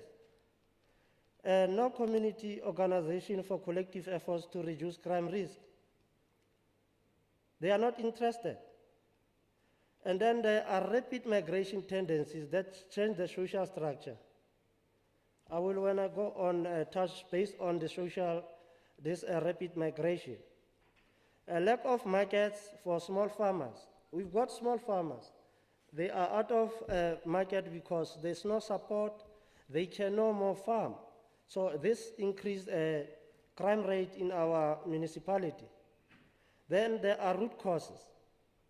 Root causes are poor land use planning, because Mafikeng is a rural farm. Our people in rural villages, that is why you see goats everywhere in Mafikeng. They used to farm. They used to make income living using the animals, crop farming, etc. So there's no more land use. So there's poor land planning. So the rate of crime will rise because there's no income. Poor men and women are not allowed to attend meetings on crime mitigation, or they are showing no interest at all of attending such meetings. The police will announce to say, we've got the meetings, and then ultimately they will neglect the police message. Now, when I go on, it will be crime often exaggerated after disasters will be, I've touched on this, theft of property, benefit fraud. They finance us to come and assist the university with money. The money doesn't come to the university, it goes to private accounts. Gendered violence, after disasters, usually we've got a high rate of rape, sexual assaults, increased, and immediately after natural disasters, there will be an increase of such sexual assault cases, and then property crime as well. There will be an increase of property crimes because people will start looting, taking other people's belongings. And then when you plan for an event for your institutions, criminals are also planning. Factors that contribute on campus and off campus are, there are a variety of casual factors where the crime is concerned. This is Sandbox Networks 2016. Other factors that influence crime rates are those such as poverty and unemployment within our area, and that is a problem. And then the evolution of crime. Reasons for committing crime is poverty. Mafikeng is overwhelmed by poverty. And then the other factor is peer pressure, where there is a new form of concern on the world. Many young people commit crimes because they see a lot of their peers engaging in such activities. So there's peer pressure. So crime doesn't come and say, I'm crying, but there are things that cause crime. Drugs, yes, there are scientists that are creating their own drugs, such as Nyaupe. They are killing our nation. And then the politics, playing a critical role, the politics and they must give political direction. But at the end of the day, if they want to swing their own belonging into a political seat, they will equip youth and use weapons and perform criminal activities. And our students, because they live in the communities, they get cut off by these activities. And then they become very vulnerable to the criminal activities. And the politics also interrupt service delivery as well as the supply chain of resources into Mahikeng because of road blockages, etc., etc. And then their religion. If you don't believe in this, I believe in that, and then that can cause a problem to all of us, because if we've got differences with our religion, it can contribute to crime because of the differences may sometimes become violent, and then someone can be injured or killed. And then family conditions, unemployment, deprivation. If there's no services, communities start to uprise towards the municipality. Then it affects also attendance of other learners to the university. An unfair judicial system. If a lady believes that the guy sexually harassed him, and then because of evidence, the guy was not found guilty because of judicial system and lack of evidence, it becomes retaliation mode, and then a crime will be committed during that process. Thank you very much. I will end here for my presentation.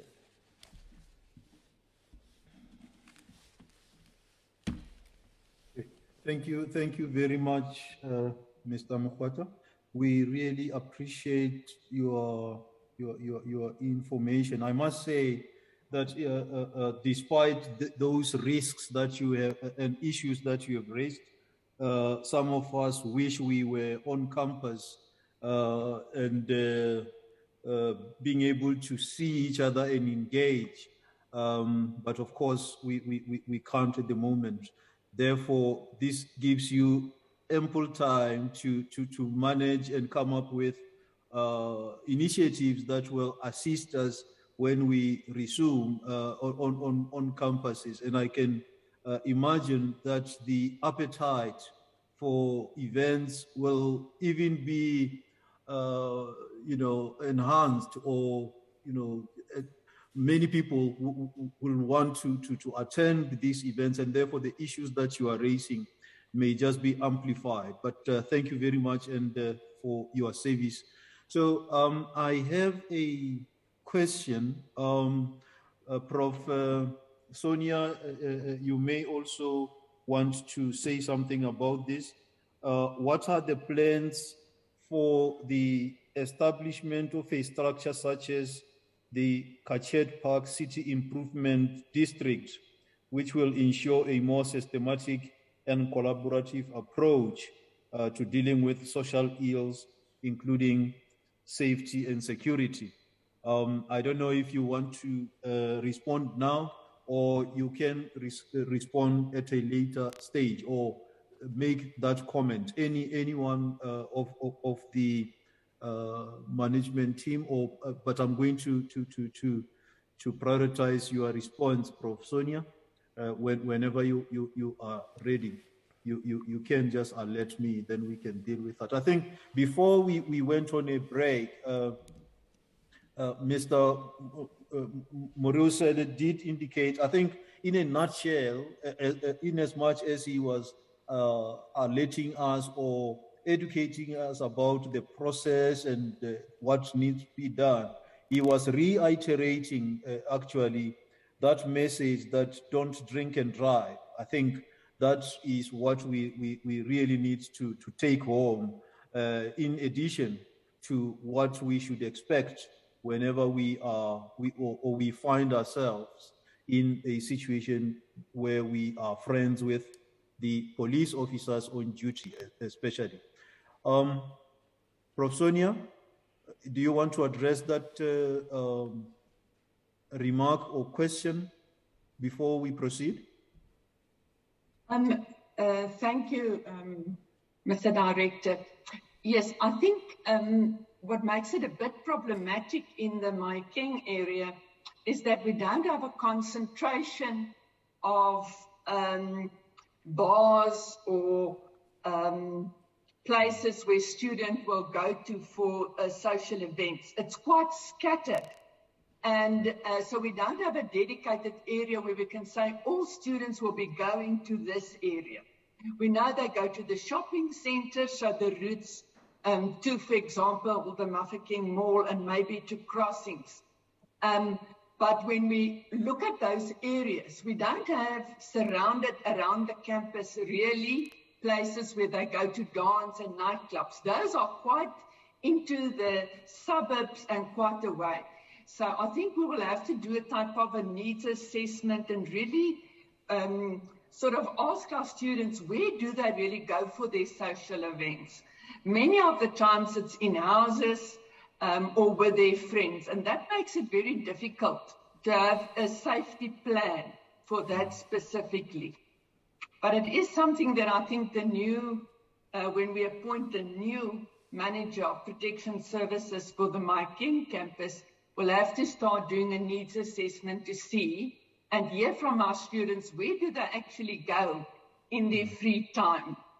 And can we then have routes where we can have maybe cameras, etc., to assist students with safety? But at this stage, we always say to our students, make sure that your friends know in your residences where you are going, that somebody is aware where you're going and that you're coming back or you're not coming back, because it's very frustrating if parents phone the university and say, I can't get hold of my child, and the phone was switched off and nobody knows, and then we start worrying.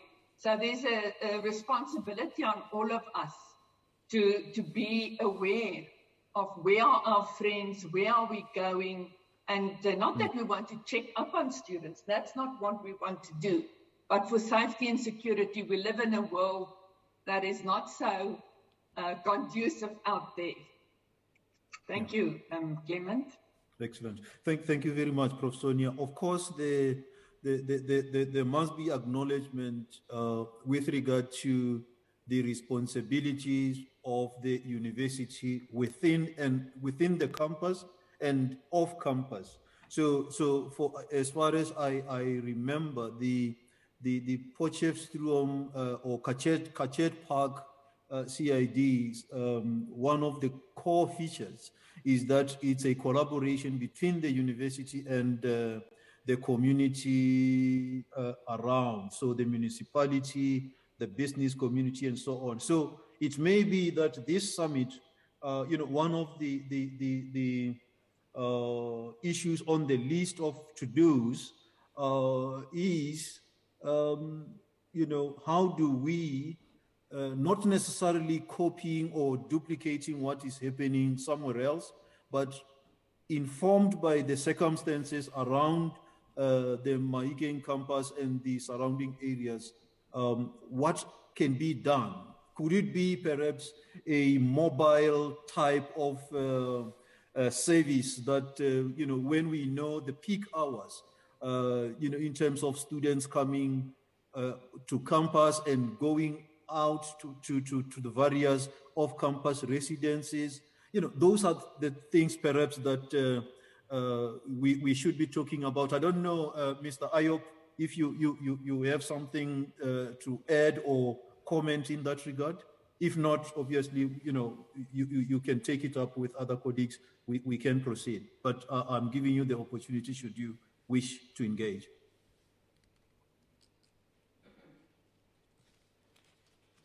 Okay, can I answer on your question?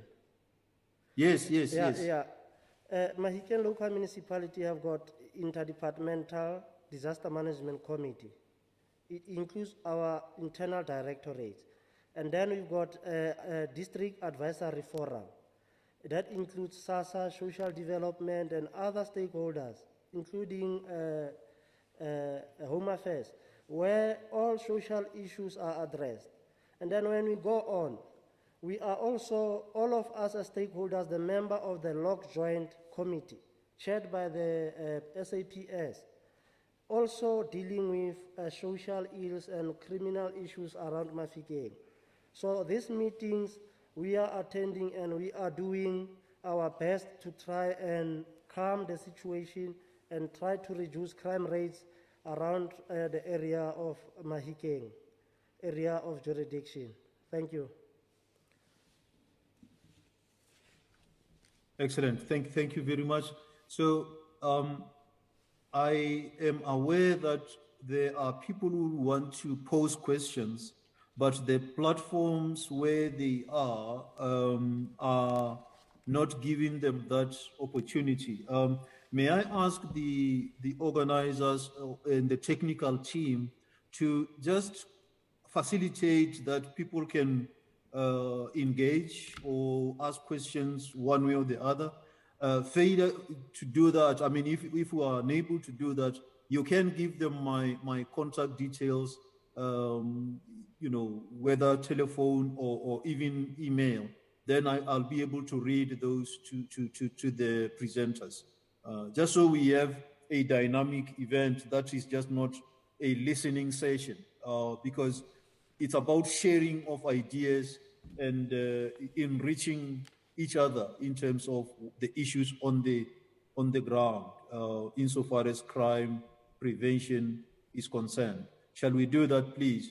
Now, there are also issues about illegal or legal substances, and there are organizations that are seized with assisting communities, including the student community in this regard. And, you know, Ms. Annalene van Staden, the head of therapy at Sanka, will be addressing us regarding those issues. Ms. Annalene, are you there? As I believe you can give us your talk.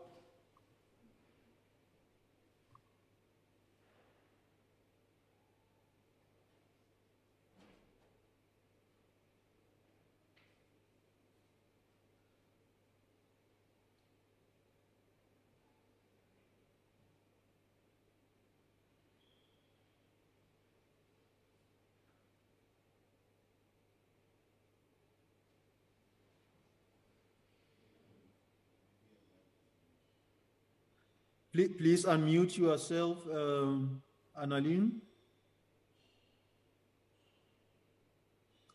I don't know if you are at the venue or you are off-site, but I see your mic is muted at this stage.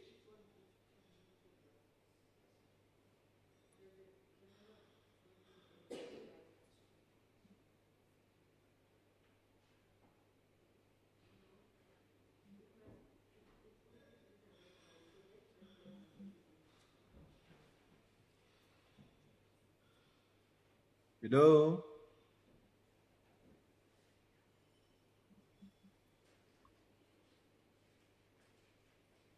Ms. van Staden, your mic? Hello, can you hear me? Yes. Okay. Great. Okay. My name is Annelien van Stolen, as you said, and I'm the head of therapy here at Sun Park, Klerksdorp. We are situated in Clarkston, and we are a rehabilitation center for people. We treat them that are addicted to alcohol, drugs, and we also have a therapeutic program for people that are addicted to gambling and also people that hurt themselves. So we are here for about 60 years. We are, as already said, delivering services to addicted people. And but I will tell you later about more about some part. But thank you also for the opportunity that you invited us to share information with you on drug abuse, especially drug abuse, because it's becoming an epidemic in our country. Children are starting from a very, very young age to use substances. We also have a youth center where we treat children under the age of 18, and our youngest children that we treated up to so far is from the age of 9. So as I already said, people are starting, or children are starting from a very, very young age, and we as Sanford can't alone fight against this epidemic. We really need as many as possible role players, and therefore we are so glad that you want to join us and that you invited us to take hands with us to help us against this fight. I see on the program you want me to talk about the different drugs, illegal and legal drugs, and I think people are still in denial. Our communities are still in denial. I think there's only illegal drugs, but that is not true. People can also get addicted to legal drugs, like over-counter medication, like your sleeping tablets, and your even allergics. People can become addicted to allergics. Anything that you overdo, everything that you use too much, can become an addiction at the end of the day. But I'm going to start with the different classifications. We get 3 types, or drugs are divided into 3 categories. The first one is your stimulants, and it is called on street, the street name, or in general we call it the pick-me-ups. It's your uppers. And especially, I'm not discriminating or stigmatizing, but young people love the uppers, because, and even people that just started to work, it's our younger group, because it gives them an upper, it gives them a lot of energy. People that are using uppers, they are staying awake for about 3 to 5 days. So they can, during day, they can study or attend their classes, or they can go to work, and at night they can party, or they can study throughout the night. But they don't realize the negative consequences, that the negative effects that it has physically on your body, and the psychological consequences at the end of the day. So under uppers are your cocaine, but cocaine is very, very expensive. It's usually, once again, I don't want to stigmatize, but it's for the people that have a lot of money. It's your rich businessmen and even one client told me about a month ago, he's a businessman in Joburg, that you are not getting any more promotion with money or extension of your salary. You get now a promotion with drugs. You are invited to a party, and they will celebrate your promotion, and then you will get a hamper of cocaine. So it's not anymore other perks that you are getting, but you are getting it through drugs. That is very terrifying and very hard. So, as I already said, people, we are living in the rat race, so we need a lot of energy. There's so many things to do. You must work, you have a family, you have a lot of pressure and stress. So we need more time. 24 hours a day is not enough anymore. And then people start to use these uppers. As I said, the first one is cocaine, and then the other one, I think a lot of us are addicted to it. It is caffeine and nicotine. When I start to stress and I have a lot of work, I'm addicted to cappuccino. So if I have a cappuccino and I drank it, then I feel so much better and I can do more. But that is also a psychological thing. The idea, if I drink caffeine or I use cocaine or I smoke a cigarette, then I have more energy. Um, as I already said, when you start to use something to feel better physically and psychologically, then it becomes an addiction. The other thing that people also like, especially students, female students, is diet tablets. It also gives you an upper, it gives you a lot of energy. You can go for days without any sleep or without food. And people also like it to lose weight. Um, the other ones is crystal meth and cat. Cat, especially when a person is overweight and he gets them discriminated by his peer groups, then they start to use cat and crystal meth. You can lose about 20 kilograms in a month. And once again, it's very popular under the young females at university and, as I said, at the younger age. So the other one is also ecstasy. But ecstasy is busy to we are not getting a lot of people these days that is using ecstasy. It is more old-fashioned drug that was used in the 80s, 90s. But the most popular ones is now crystal meth and cat. And it is cheaper than cocaine, so it's more affordable for students to buy at the end of the day the crystal meth or the cat. Still expensive for the student, but it's cheaper than, as I already said, cocaine. And then the other thing is the other category is depressants. It has suppressing effects. We call it in general our downers. It is when a persons are very emotional, they feel depressed. People that are struggling with bipolar in any other psychiatric problem will use alcohol or they will use sleeping tablets, painkillers, heroin or niobe. It's to suppress the feelings. It's for people that don't want to feel anything. They have life problems. For example, they have relationship problems, or they are going through marriage problems, or a divorce, or they are struggling, have problems at home. So they don't want to face the problem. They want to suppress the problem.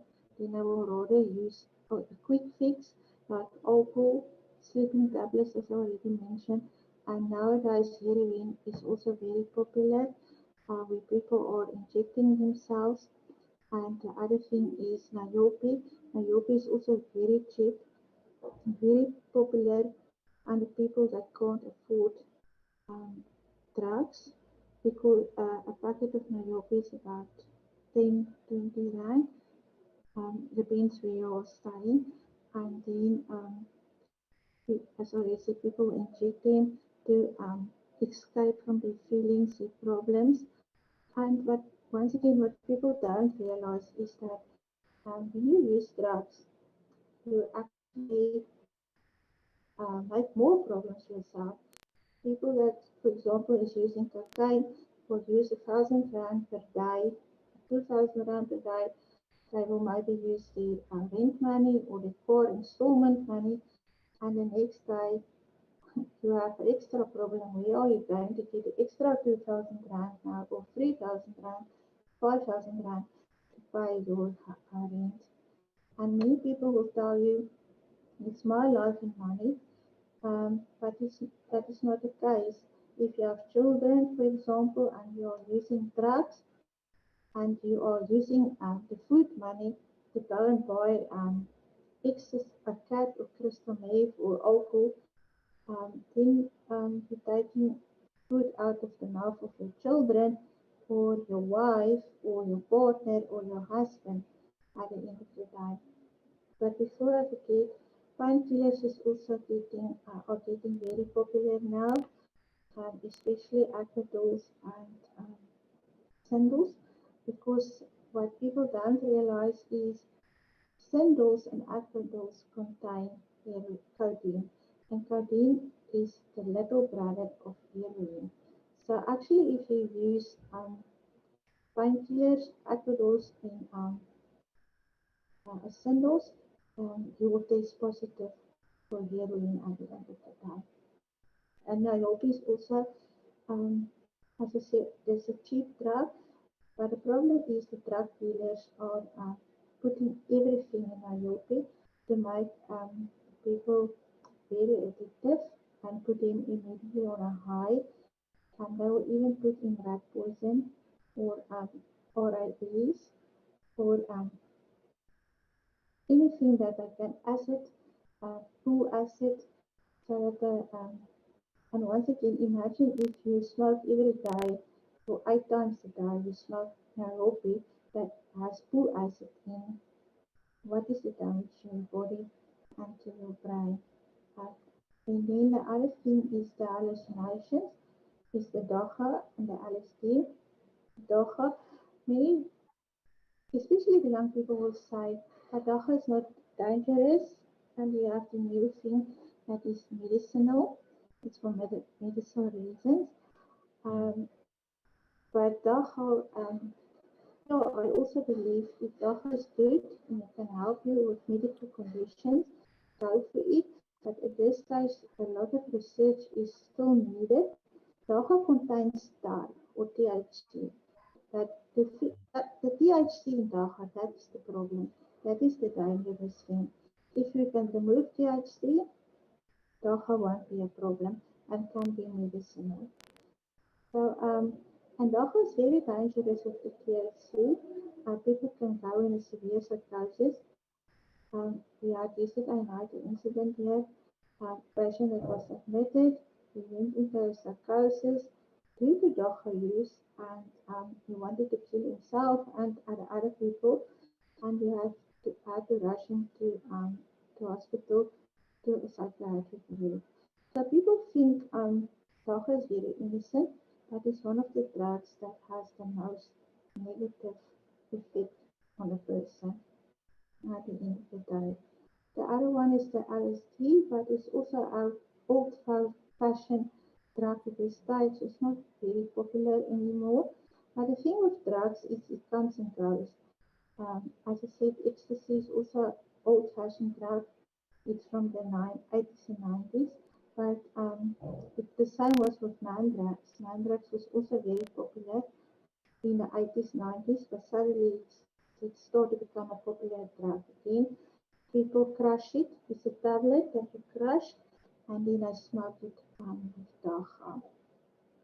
See, as I already said, the drug dealers are very clever. They have every day new plans to make people quickly addicted and to sell more drugs. They will put in everything to make their profit bigger at the end of the day. I don't know if Okay, let's move.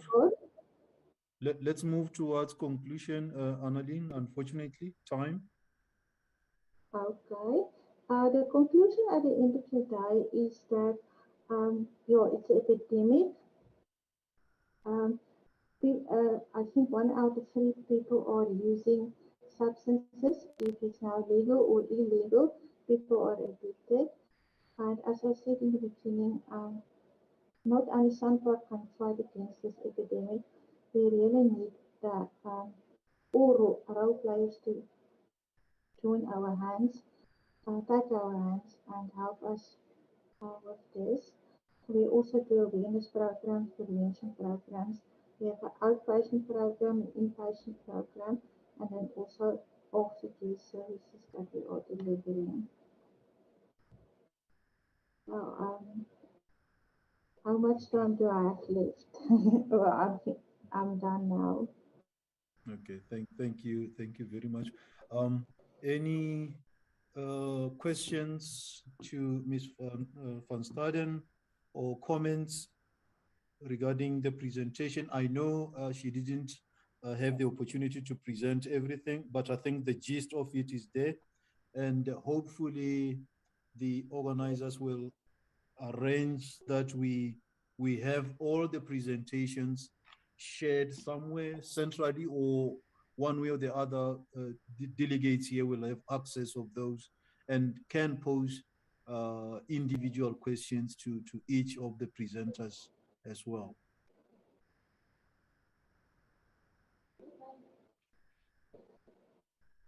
Does anyone see or hear a sign of a comment?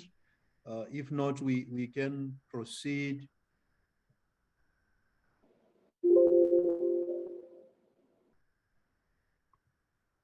Is that a sign of a comment? Okay.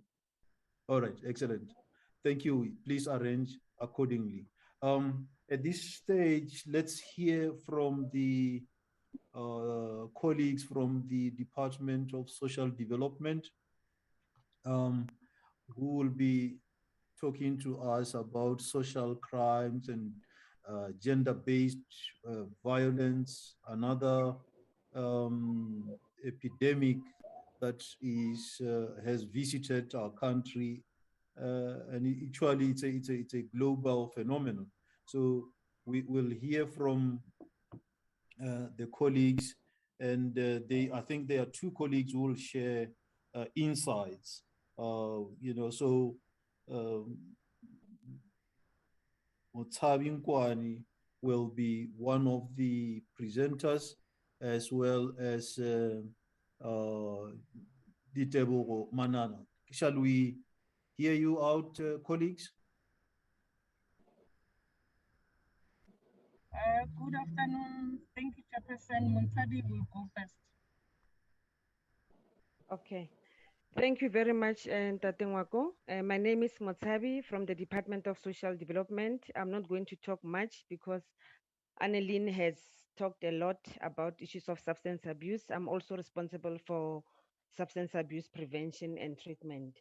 All I want to say is that that Annelien didn't say is that the other thing that is a problem at universities is what they call hubbly bubbly, which is called a yucca pipe. Hookah pipe is a stimulant, and most students they think that it's fashionable and it's the right thing to do, but it's also a drug because what happens, a lot of students they mix, they've got flavors they put in the hookah pipe, and they mix that flavors with either dacha or some other type of drugs. So the hookah pipe is the most commonly used a drug in at institutions of higher learning, and also what they call a rohypnol. Rohypnol is sort of they call it a date drug. A date drug, yeah. What they do when they are in parties, they will spike your drinks and you'll end up being raped by other people because you'll be intoxicated, you won't be in your senses. Without waste of time, I want to go to the role of social development in terms of fighting substance abuse. Yeah, we are mandated by the Act, which is the Prevention of and Treatment for Substance Abuse Act, number 70 of 2008. And this act mandates the Department of Social Development to fight the scourge of substance abuse into 4 levels. The first level is the prevention level. What do we do during prevention level? We distribute promotional material. We do exhibitions. Like if it was not COVID, we were going to come to the campus and do some exhibitions because we believe that some students, they like engaging with us and they talk issues that affect them. And we also do presentations like what you have done now. We also engage students through dialogues just to hear from them what is their a belief or what do they know about issues of drugs. And we also some universities they'll also invite us to come and talk and promote and promote awareness on their campus radio stations. And also with prevention level as a department, we also put our anti-substance abuse messages on billboards. especially during our festive season campaign. And we also, what we do, because we believe that students, they prefer talking to other students, we also encourage the establishment of peer counselors. So as social development, you can also train and mobilize and encourage institutions of higher learning to establish peer counselors. And we do also life skills training, whereby we're teaching students on how to say no on issues of substances. We've got our program, our prevention program, which is called Kimoja, I'm Fine Without Drugs. That's what we are promoting also at institutions of higher learning. So this is in terms of the prevention level. And in terms of the second level of intervention, we call it an early intervention level. What do we do there as social development? We identify the students that are at risk, those that have started experimenting with substance abuse. So what we do, we refer them to social workers, they do assessment, and they give them counseling and also refer in case the case is severe. And after early intervention services, the next level is the treatment level. I think that is where Annelien is at, whereby we identify students that needs treatment. And I think, like Anneli has mentioned clearly, our treatment is divided into two. We've got inpatient and outpatient. It's on an inpatient and outpatient basis. So with inpatient is when the student is critically addicted to substance abuse. And when it's outpatient, according to the assessment of the social worker, you'll find that the student is only addicted, but not that severe. And in terms of Northwest, our inpatient public treatment center that you are having is at Potchefstroom, which is called the JB Marks Treatment Center. And then our outpatient public treatment center is in Taung, and we also refer them also to Sun Park in Klerksdorp. After the treatment level, we do what we call reintegration and aftercare services, or aftercare, or it's a reintegration and aftercare level of intervention. This is where we prepare. Remember, the student will be inside the treatment center. So while the student is inside the treatment center for admission, we prepare the students to go outside. So we reintegrate back into the community, because like we've got issues of stigma, the community was labeling maybe the students with other names. So we prepare the students on how to cope when they go back to the community. And what we do, we assist those kind of students we help them to maintain their sobriety by reintegrating them into the student community or into their own community, and also into their families as well. And also during that level, we encourage students to establish self-help groups so that they support each other to maintain their sobriety.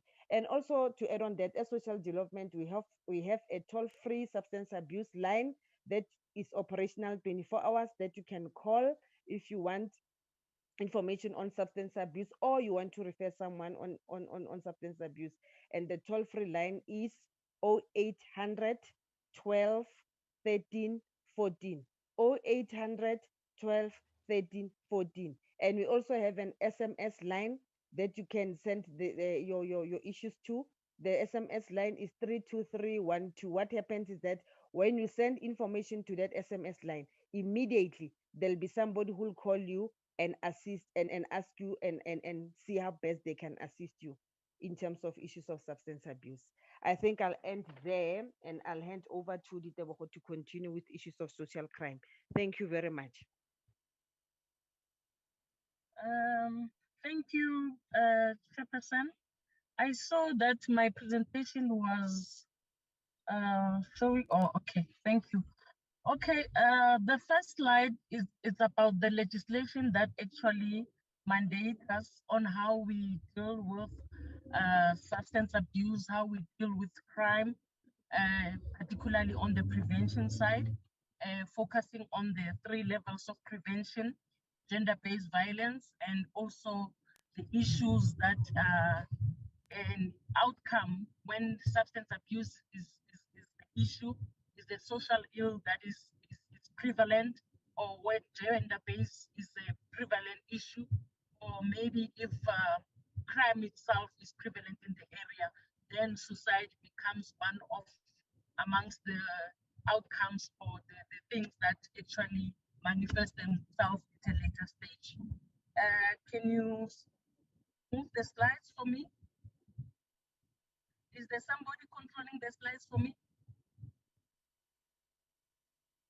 Slide number 2, please. Slide number 2. Can you go on? I've touched on this one.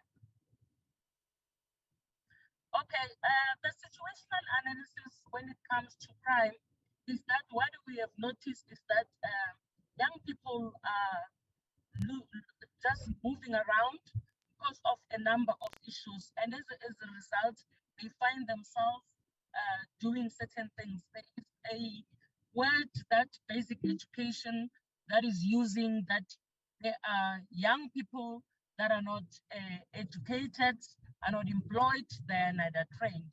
And as a result, they find themselves unemployed. And we have seen the statistics that has been announced in the previous weeks. But when you look at specifically the young people, you can see that the number is growing. And with the sub-statistics that was issued in the previous quarter, we see that is it me or is the in schools and in we also notice that in the stats, the issue of rape cases are the ones that are being reported in institution of higher learning. And in our analysis, which is just our observations as we are going around in a number of institutions, is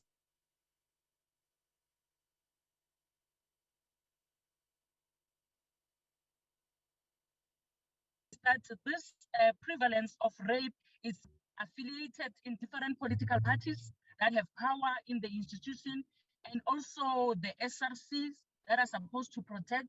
They're using their powers to actually execute this type of crime. But that is what is our observation, but that is not the real findings. There is a study that has been conducted by the Center for Justice and Crime Prevention that shows that young people are victims of crime, whereby 6 times are more likely when they are victims to commit crime. The next slide. There's also another research that many students enter university with a number of issues, and mostly they are negative due to their background, their encounters when they are still in their formative years, and as a result, when they enter the universities, they enter with a shaky personality, shaky behavior, actions. That is why we see the manifestation of crime, gender-based violence, and many other forms of crimes that are committed. So that is one thing that the university should take into account, that when you see students coming, it's not that those students, they are well emotionally and mentally so. So we need to take into account and come up with structures and systems in place that will address the issues that children that come to your institution are having. And it has been observable that most that young people that are becoming main perpetrators, they've been victims and as I said earlier, and most of the crimes are being done in the campuses and residence. There are a number of factors, as I said earlier, that contribute to the committal of crime, and not defending the fact that crime has been committed, but we should also take into account of the factors, because if we do just deal with the incident, we don't deal with causal factors, we'll have repeated occurrence of crime taking place in our campuses or our institutions. So the few amongst others is the one that has been touched by my colleagues about the issue of drugs. You know, when you have taken drugs, they've touched on the issue that you don't think rationally. It takes you to a rational mode of operation. And the issue of stress is also one of them, the issue of drugs, mental illness. Mental illness, one can just come, just imagine a person has been under the supervision of parents in the past 12 years, and now she's in an institution where he has to be independent. It poses a very stressful burden on our students that they need to cope and adjust to the new environment. So because of that, some they find themselves befriending people that will actually make them to do things that are criminal in nature. So depression and peer pressure is one of the things that are actually a contributing factor. Next slide. This one is the theme that social development, when we are dealing with crime, we are looking at, which is what I've just alluded to earlier, that we need to look at the causal factors. If you look at on my right, which is your left, it talks about a vulnerable victim, and there are things that are happening there. There's poverty, there's alcohol. You can also put domestic violence. You can put anything that you think is a social ill. And as a result, you see these people being victims of such social ills. And if there are no programs that are being provided, or there is no system that is put in place to address these issues, they start being vulnerable, or they start being offenders. And being offenders, they start with petty crimes, and they graduate and then become serious in committing crime. So basically what I am trying to say to you guys is that you need to also, when you deal with crime, yes, an incident has happened, but you need to look at the causal factors. And causal factors, they don't need to be dealt with when the incident has already happened. My colleague touched on the prevention side, which is the primary level. That is where we will be able to identify that we are dealing with children that have been victims of certain circumstances, and we have to address them so that we can be able not to have students that fall on my left, which is your right, being offenders. Next slide. Next slide.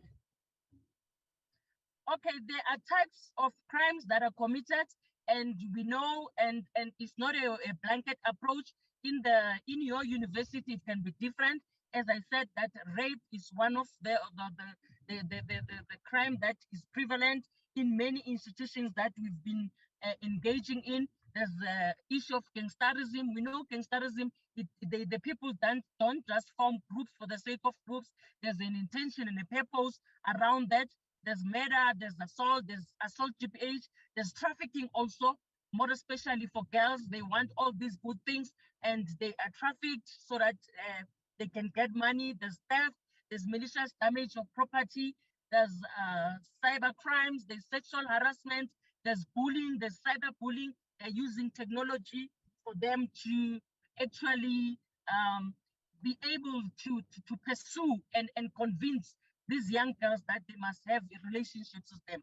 And with the crimes that I've just alluded to, I'm not going to touch on them. We are aware of the crimes that are taking place. There's an impact both for the victims and the perpetrator. For the perpetrator, it's about depression, the drop of marks, performance in school, and low self-esteem, and they begin not to believe in themselves. And with the perpetrators, they also suffer poor academic progress and absenteeism. And the most critical one is the criminal record, and they can be suspended and not being able to be accepted in any institution. Next slide. So these are the things that we are doing. We are focusing on primary level. We are focusing on secondary. We are focusing on tertiary. Primary is what we are doing now, where we go and do presentations, we do dialogues, we do awareness outreach. We also go face-to-face in other institutions where it's acceptable. Secondary is when now we are already in the system and social development. We work with children under 18, and with tertiary, that is when we reintegrate children back to their families and their communities. And the one that I want to specifically touch on is the expungement of records. There are children that have committed offense when they were under 18 years, and they were referred to attend programs to social development, and they think by attending those programs, they are no longer having a criminal record. Later in their life, when they look for jobs, they will find that they have a criminal record. So social development is available. You can touch base with social development, assist those kids so that they can ask social development to put their application to the sub-69 so that their records can be expunged so that at the later stage they can be able to get jobs. Next slide. Okay, I've touched on this one, I've explained. Next slide. As we move towards the recommendations and conclusion. Yeah, the recommendations is that what I would like the university to do, let it be not a once-off activity.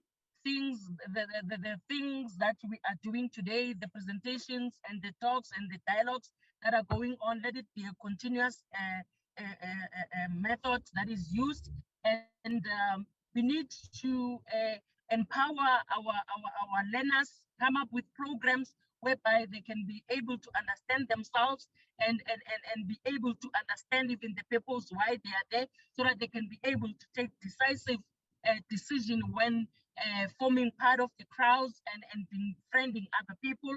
And we also need to come up with a system where we have mentors or peer counselors which are of their age, where they can be able to actually be able to talk to them. We also have to have programs that are motivating and empowering in nature and ensure that students attend those. We also have to have an understanding that is for the students, they are themselves, and what is it that they want to achieve in the 4 years that they are there in the university. And we need to also be able to acknowledge when we are losing track. The peer calendar tell us that those are the ones that will keep track on those and then and put those children in those activities that I've just touched on of empowering and development. And also we need to encourage our students to get involved in things that they need to do. And program director, can I just have 2 minutes so that I can just round up the issue of suicide? Like the next slide, please. This is just partnering with other government departments and familiarizing yourselves, the students, with the policies. So basically what I'm saying to the universities, there should be policies, programs, systems that are in place that students are aware of. Let's go to the next slide quickly. These are just the messages that you can share with students, but let's go to the next slide. It's the issue of gender-based violence. Gender-based violence is prevalent in our country. We know that people are being subjected under gender-based violence and based on their gender, their sexual orientation, and that is happening both in males and females. And it doesn't have any exception when it comes to color, religion, and whatever. And gender-based violence is something that is prevalent in our country. And we have heard that the president has also, next slide. So there are forms of gender-based violence, how they manifest them. Go to the definition, we know what is gender-based violence. Let's go to the next slide. Next slide.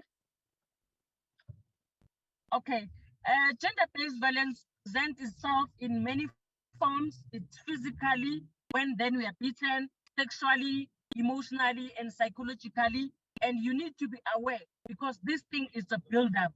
Next slide. There's also dating violence whereby partners, and the sexual harassment, as I said earlier, and there's also stalking and cyber stalking whereby they use the phone, your laptops, and the others. Next slide. This is how the picture in which gender-based violence is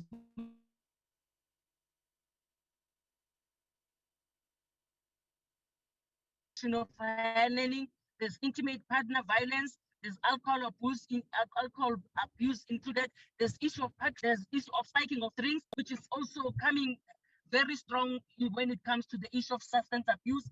And there's also an issue of the senior management, which is the lecturers or senior people in the university using gender-based violence for exchange of marks. That is one thing that we need to also take into account, and junior students are also taken advantage of. Next slide. Okay, I'm not going to touch on this one because it's the explanation of the graph that is clear. Next slide. Okay, this is what you need to explain to your students, that gender-based violence, it doesn't start in one day.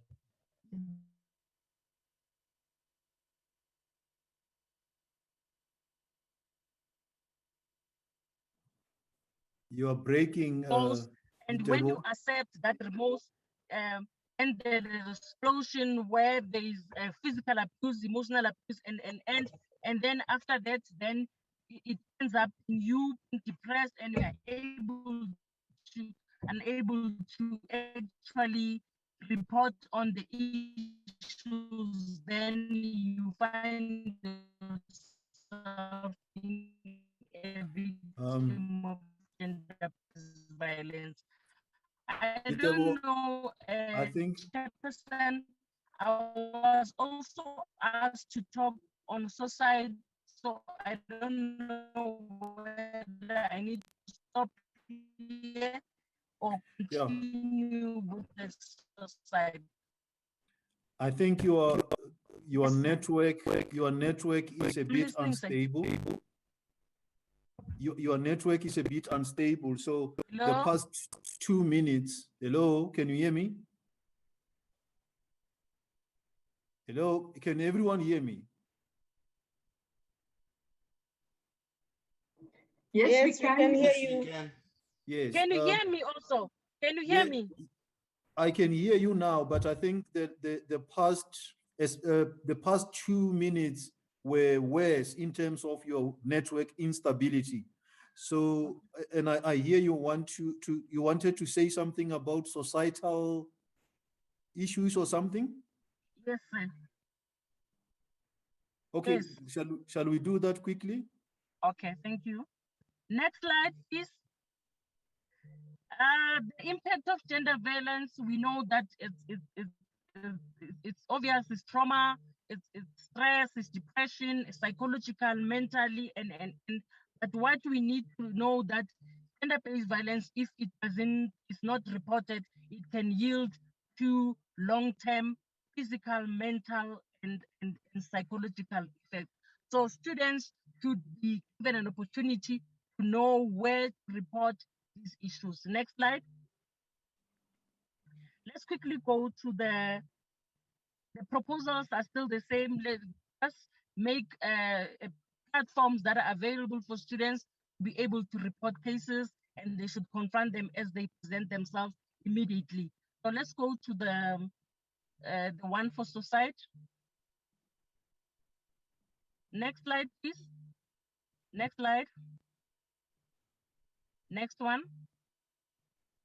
Okay, just move a little bit to the previous slide. Yes, on this one, social development has a gender-based violence command center that is open 24/7. These are the numbers that are available. It's free. It's 0800 428 428. You can also send an SMS which say help 31531, and more especially for people with disability. You can also use the USSD number, which is *120 *7867#, or you can Skype and use help me GPV, then you'll get help. This is the information that you need to share with your students, and I hope they're also seeing in the platforms that they are using. Next slide. Okay, I'm not going to explain what is suicide, but the situation that is presenting itself in South Africa and the world at large is that there is a high rate of suicide, more especially in institutions of higher learning and even the teenagers in schools. So the levels of suicide, they come in a number of forms, and we need to come up with strategies, as I said earlier, that we need to come up with systems where children can have mentors, children can have peer counselors, that they can be able to talk with the issues before they arrive at the stage of thinking about committing suicide and being victims of suicide. So a number of things that are evoking the actions of suicide. It says it's the thoughts, then you move to the action. So can you go to the next slide?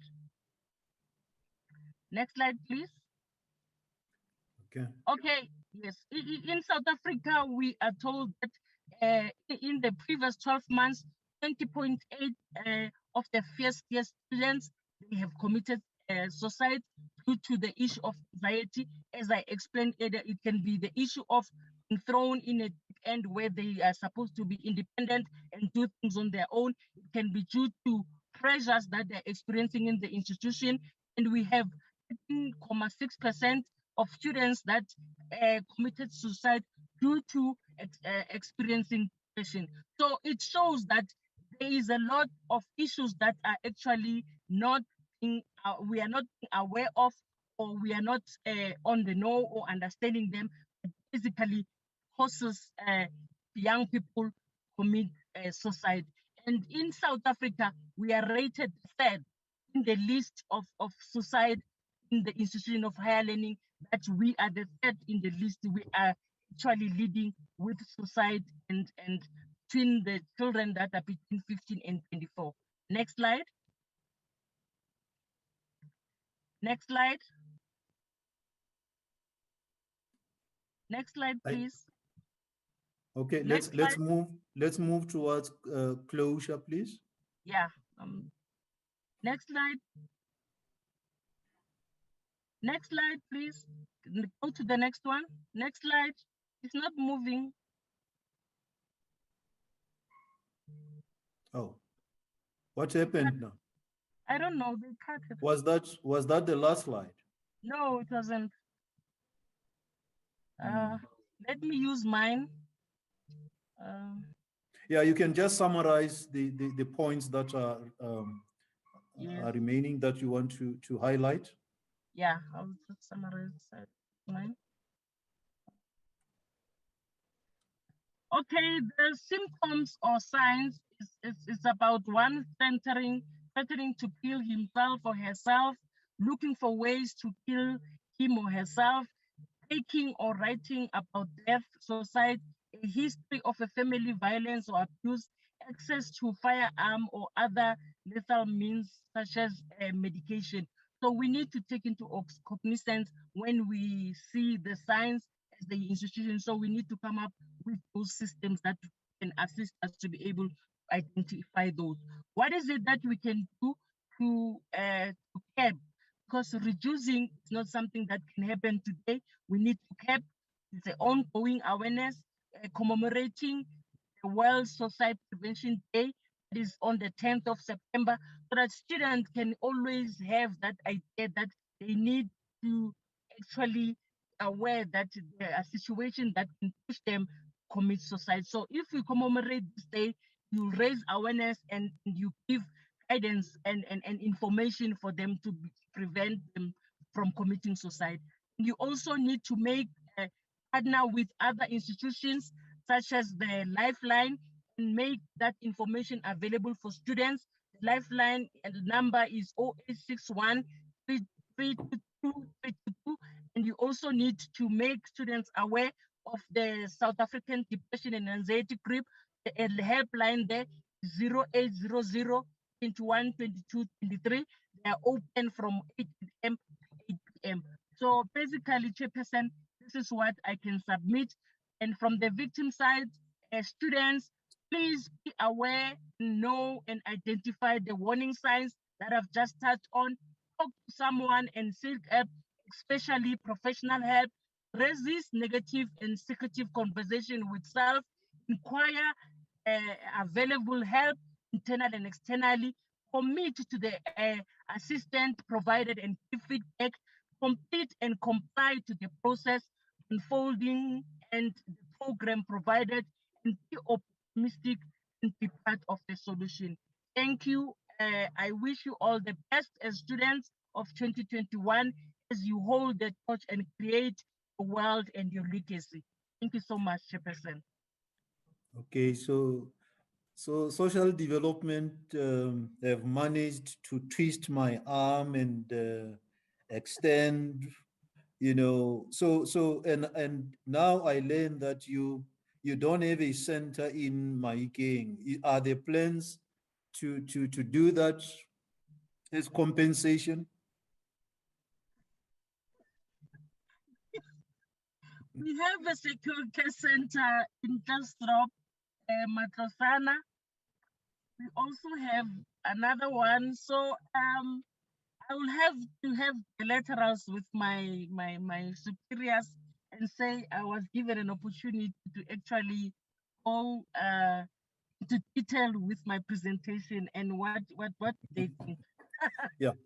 Okay, yeah, but on a serious note, I think you may find that there is a high concentration of young people, around the Mahikeng municipality. So your presence there or collaboration with other stakeholders may be of great use. Of course, as the university, we have services that we offer, but these are never enough, and you may find also some people from outside coming in the university for assistance. So just broadening the scope of the assistance services may be of great help. Thank you very much. I had hoped to negotiate with everyone that we have a 30 minutes lunch, but now we are beyond our lunch time with that 30 minutes. And the Northwest University's protection services would like us to view a video. So I think I am going to overrule the broadcast of the video now, but still negotiate that we come back at 2:10. If that is fine, if I can see, I hope to see some hands or like some thumbs up or down. I can live with that, just so we are able to conclude in time. I see some yes. So when we come back, we'll perhaps social development. You may just indulge me in terms of the plans to deal with the blessee syndrome, and then we'll have the protection services video, and then our next presentation will commence from Advocate Ronald Marco from the state, the National Prosecuting Authority. Did I say 2:10? Yes. 2:10, we reconvene. Thank you very much. Please take a walk, which is compulsory. Thank you.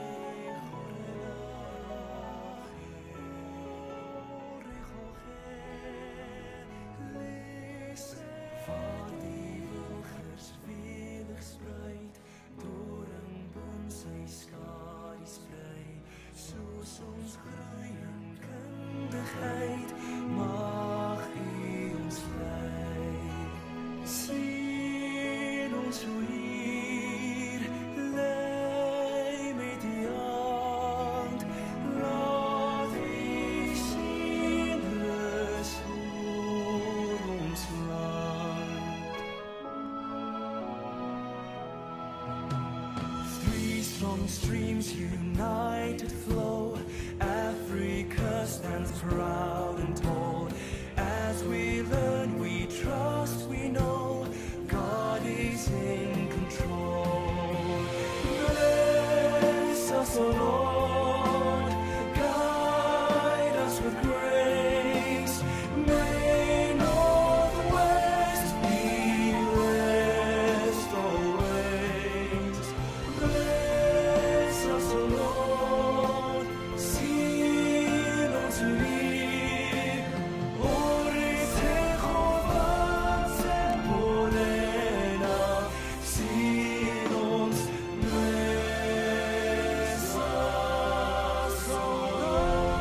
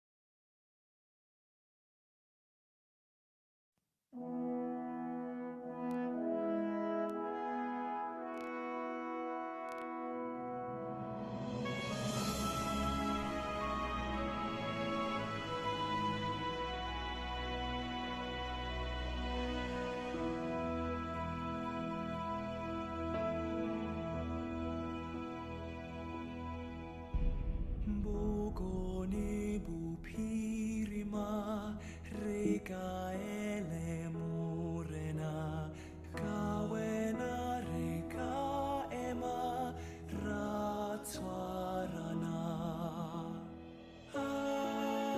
morena ore khoge lesedin re khoroge.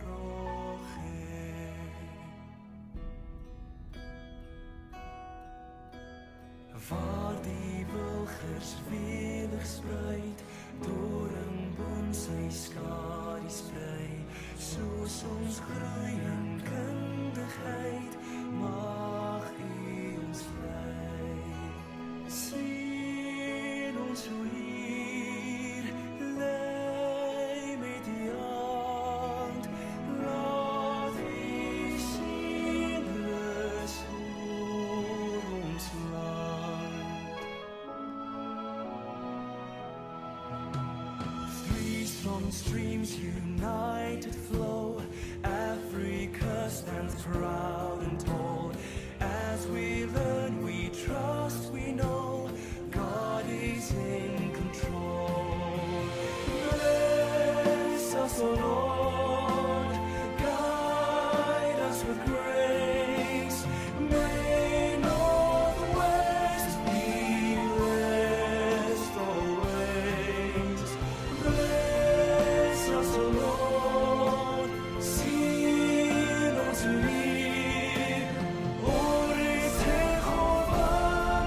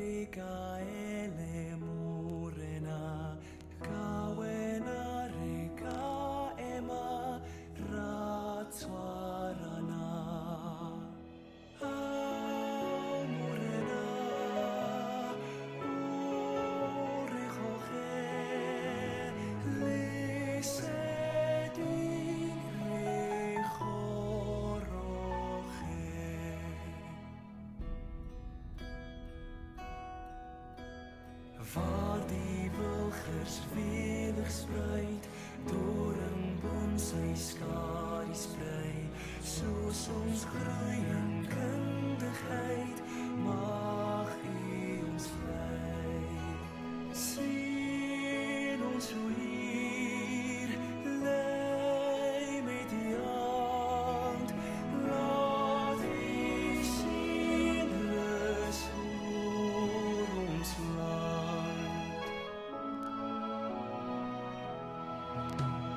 Three strong streams united flow, Africa stands proud and tall. As we learn, we trust, we know God is in control. Bless us, O Lord, guide us with grace. May Northwest be blessed always. Bless us, O Lord, sien ons hier. Ore Jehovah Tsemporena, sien ons, bless us, O Lord.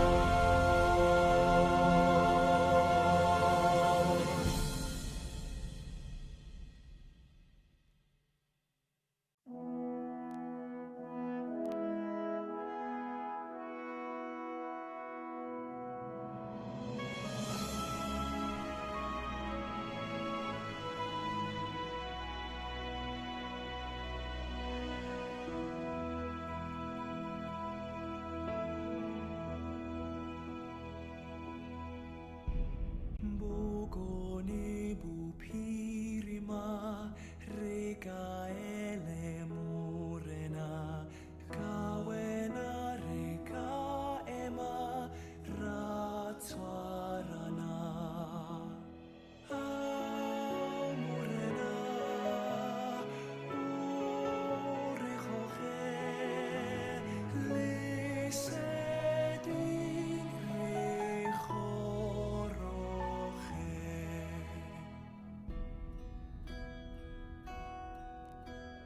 Waar die wilgers welig spruit, doringboom sy skadu sprei, soos ons groei in kundigheid, mag U ons lei. Sien ons hoe hier lei met die hand, laat U sien rus oor ons land. Three strong streams united flow, Africa stands proud and tall. As we learn, we trust, we know God is in control. Bless us, O Lord, guide us with grace. May Northwest be blessed always. Bless us, O Lord, sien ons hier. Ore Jehovah Tsemporena, sien ons, bless us, O Lord.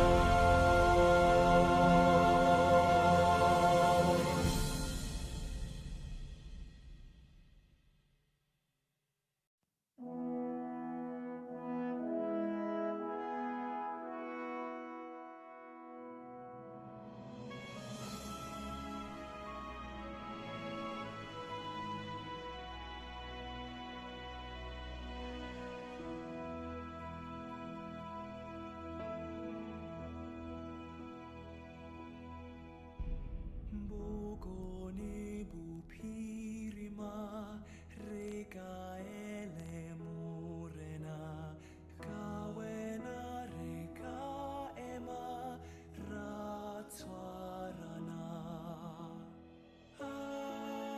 Morena, ore joche, leseding rechoroche.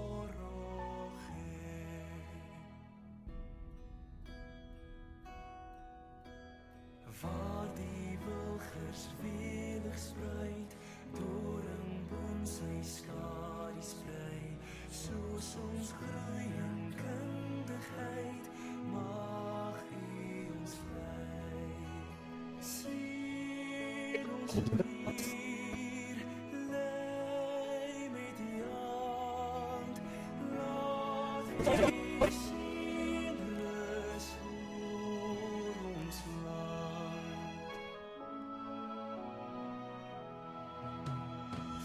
strong streams united flow.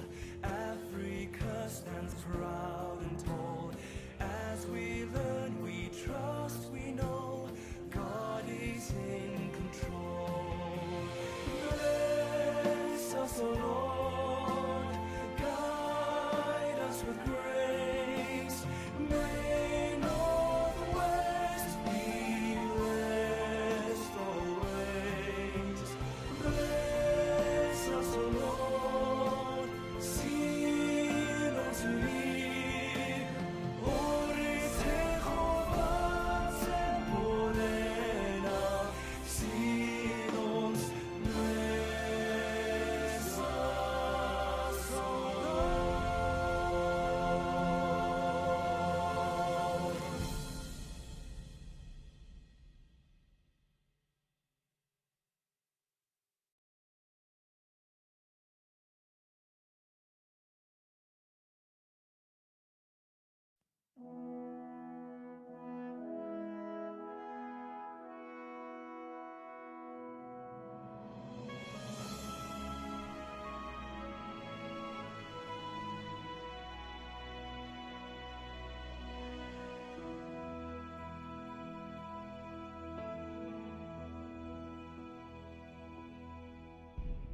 Bogone bupirima rekaele morena kawena reka ema ratswarana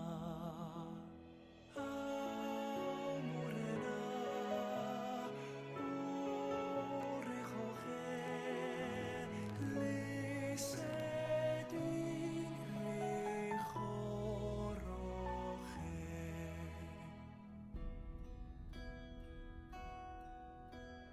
Waar die wilgers welig spruit, doringboom sy skadu sprei, soos ons groei in kundigheid, mag U ons lei. Sien ons hoe hier, lei met die hand, laat U sien rus oor ons land.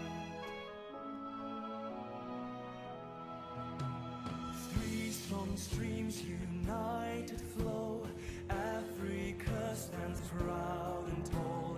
As we learn, we trust, we know God is in control. Bless us, O Lord, guide us with grace. May Northwest be blessed always. Bless us, O Lord,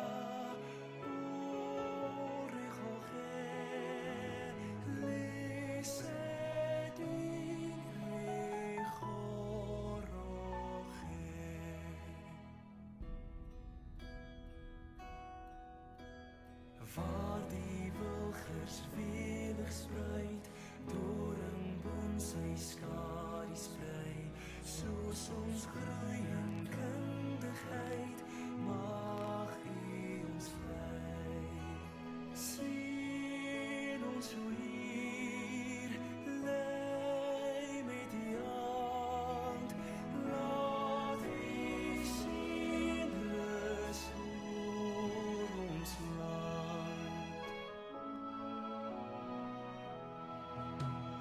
Three strong streams united flow, Africa stands proud and tall. As we learn, we trust, we know God is in control. Bless us, O Lord, guide us with grace. May Northwest be blessed always. Bless us, O Lord, sien ons hier.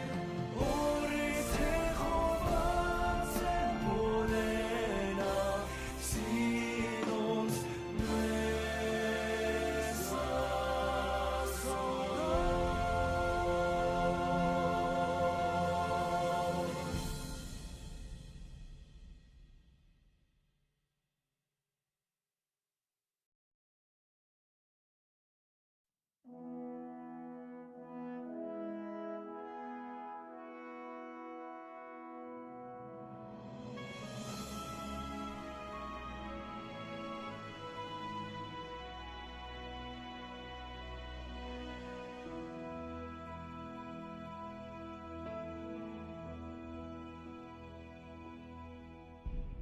Bogoni bupirima, rekaele morena, kawena reka ema, ratswarana. Morena, orejoje, leseding rejoroje.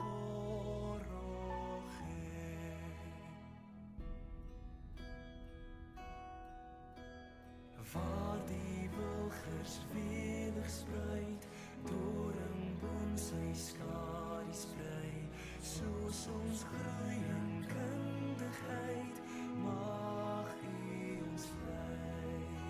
Sien ons hoe hier lei met die hand, laat U sien rus oor ons land.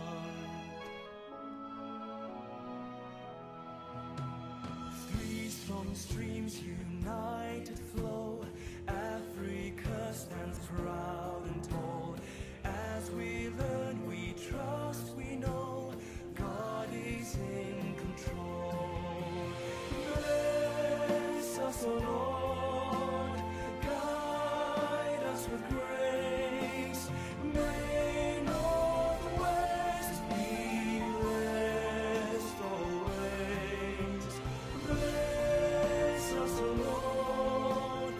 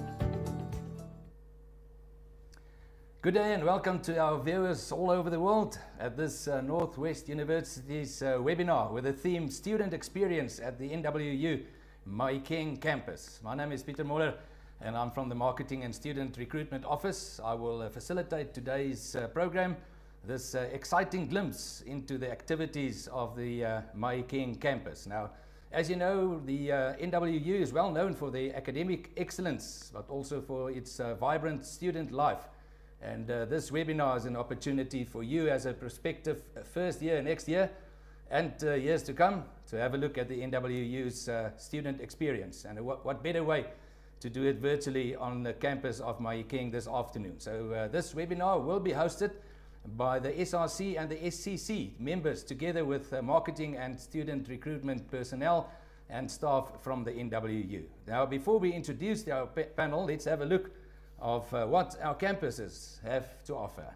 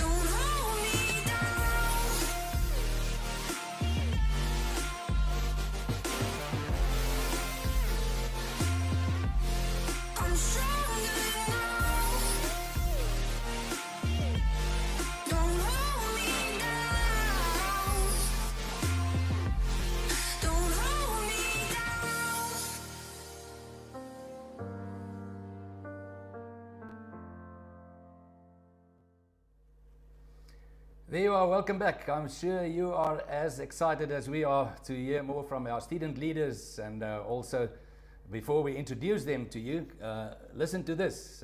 We are giving away 10 valuable NWU hampers and giveaways. This is to 10 lucky prospective students, and so stay tuned and don't go away because you might just be a winner with NWU this afternoon. Just remember that our two main social media platforms this afternoon, Webinar Jam and YouTube. So check on the right hand side, click on the chat box and you can put forward your questions to us and to the panel, which we will divert to the panel itself. And now the introduction of our panel. It's great and a great privilege to introduce them to you.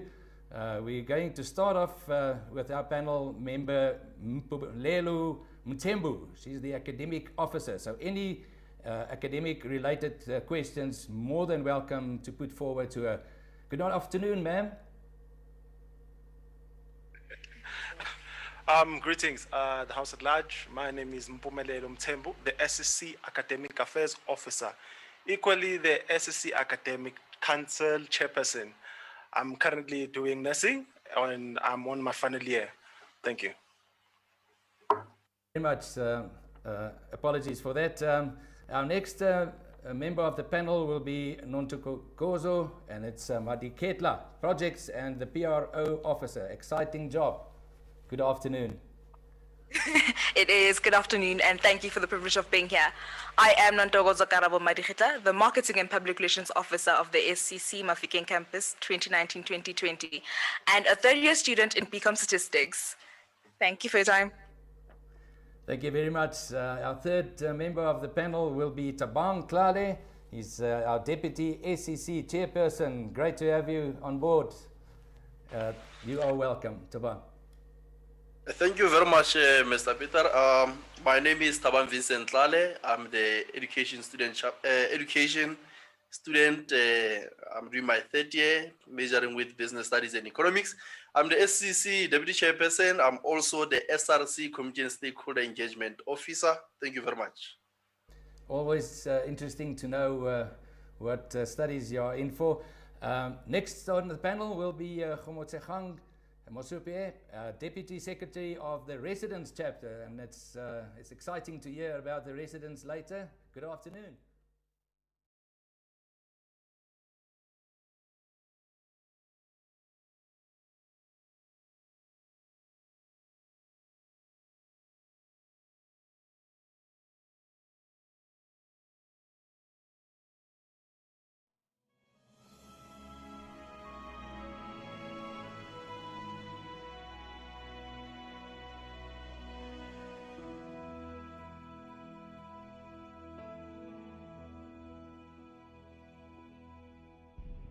Bogoni bupirima rekaele morena kawena reka ema ratswarana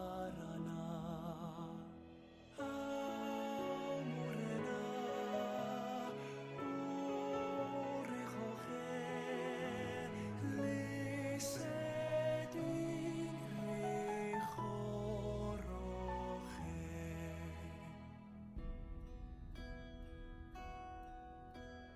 waar die wilgers welig spruit, doringboom sy skadu sprei, soos ons groei in kundigheid, mag U ons lei.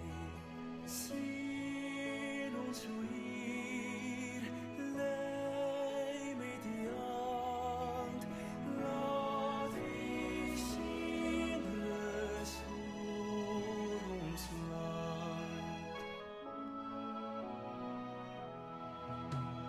Three strong streams united flow, Africa stands proud and tall. As we learn, we trust, we know God is in control. Bless us, O Lord, guide us with grace. May northwest be blessed always. Bless us, O Lord, seal ons hier. Ore Jehovah Tsembolena, seal ons, bless us, O Lord.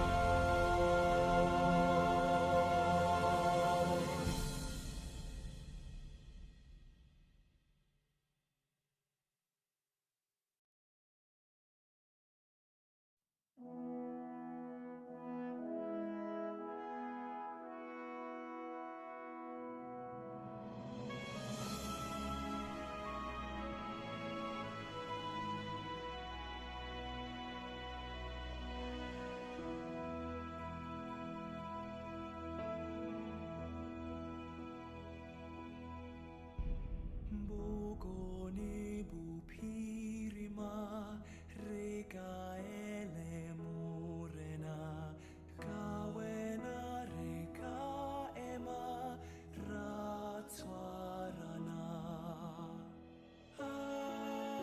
morena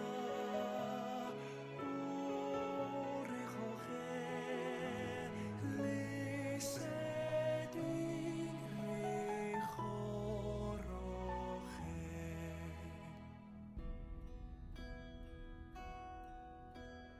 waar die wilgers welig spruit, doringboom sy skadu sprei, soos ons groei in kundigheid, mag U ons lei.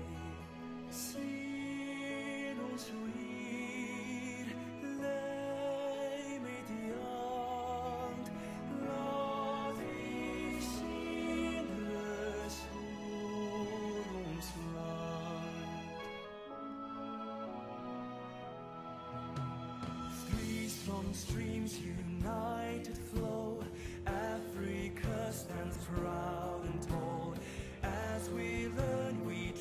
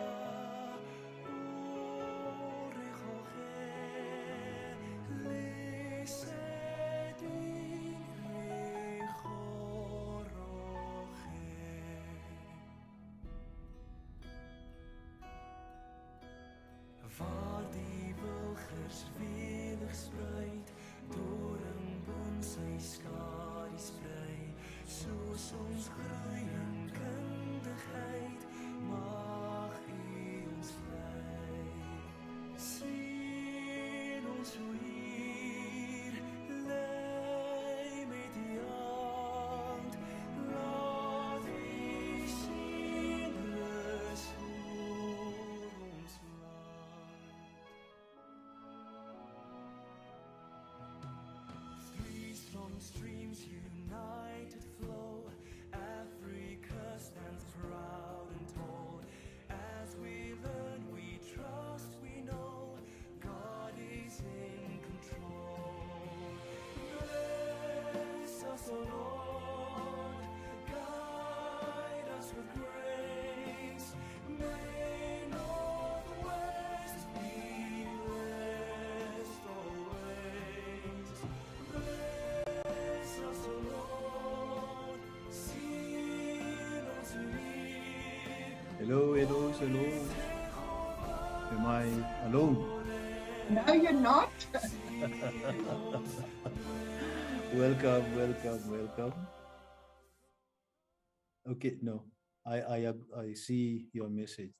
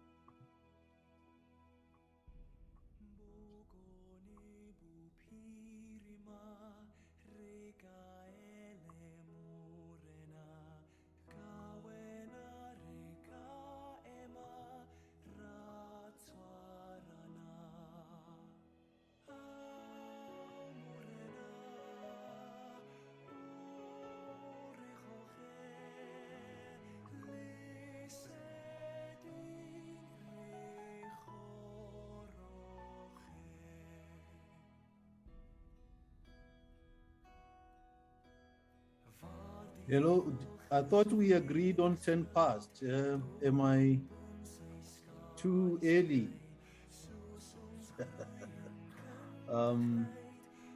Our colleagues from the social development here.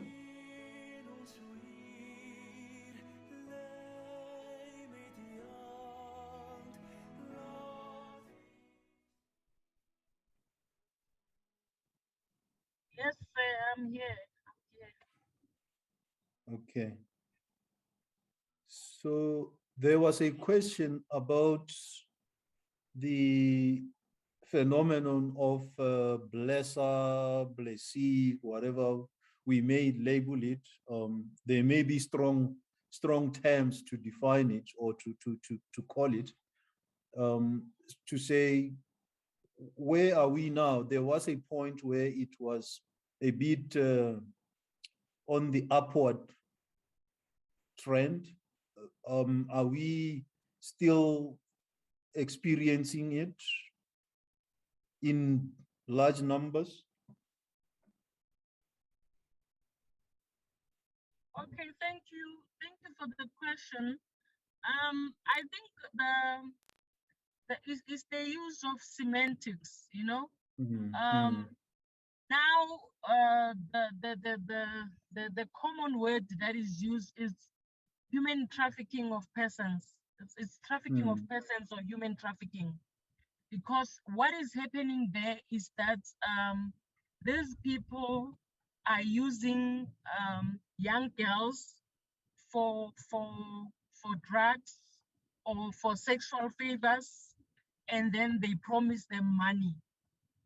So it has just changed the name, or actually the blesser. I think it's the street language name, but the professional name, we can say it's human trafficking, you know, because they traffic, they use them to sell drugs for them with an exchange for sexual favors or money, or the other way around, they give you money and then they want sexual favors. So basically it's the change of, they use where you are you in the street or in the office? That's the use of names. Well, any comments there, colleagues?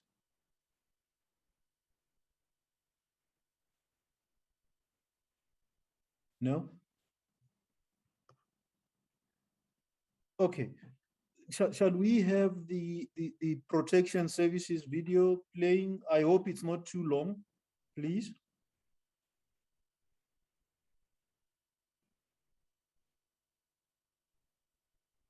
Are you ready?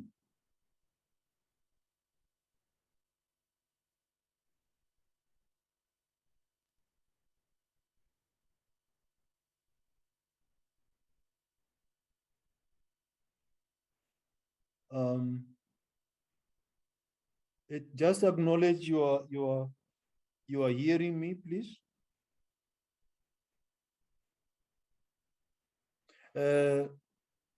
Manana, can you please switch off your or stop sharing, or I don't know if your video is on, or, but we still see your screen. And it seems it has something. They were sharing from that side. It was not me who was sharing. Can the organizers that side remove the presentation? Yeah, because I see on the screen your video is off, just your mic is on. So I'm not sure. Thank you. My name is Tumelo Lawrence what Kisibe. we are I dealing work with. as a But senior let's try CAT to play the video. assistant.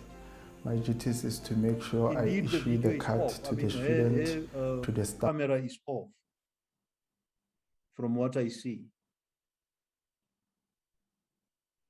Thank you. My name is Tumelo Lawrence Kisibe. I work as a senior CAT assistant.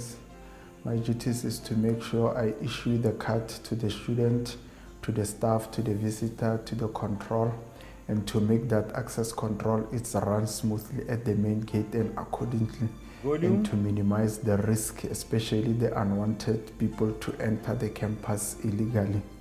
And my other extra jobs is to do the patrols for the safety of the student when they are leaving campus, going off campus.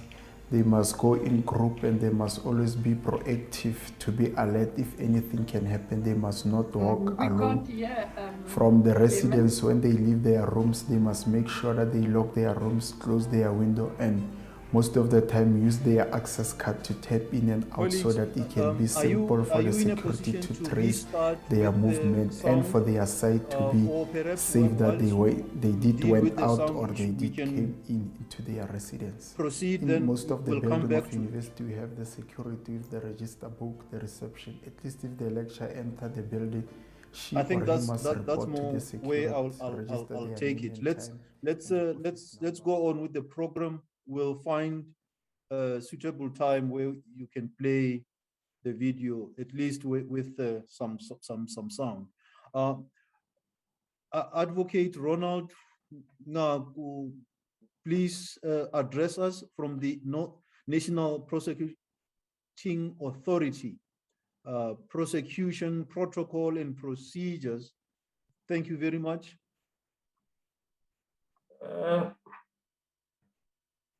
Good afternoon, everyone. Can everyone hear me?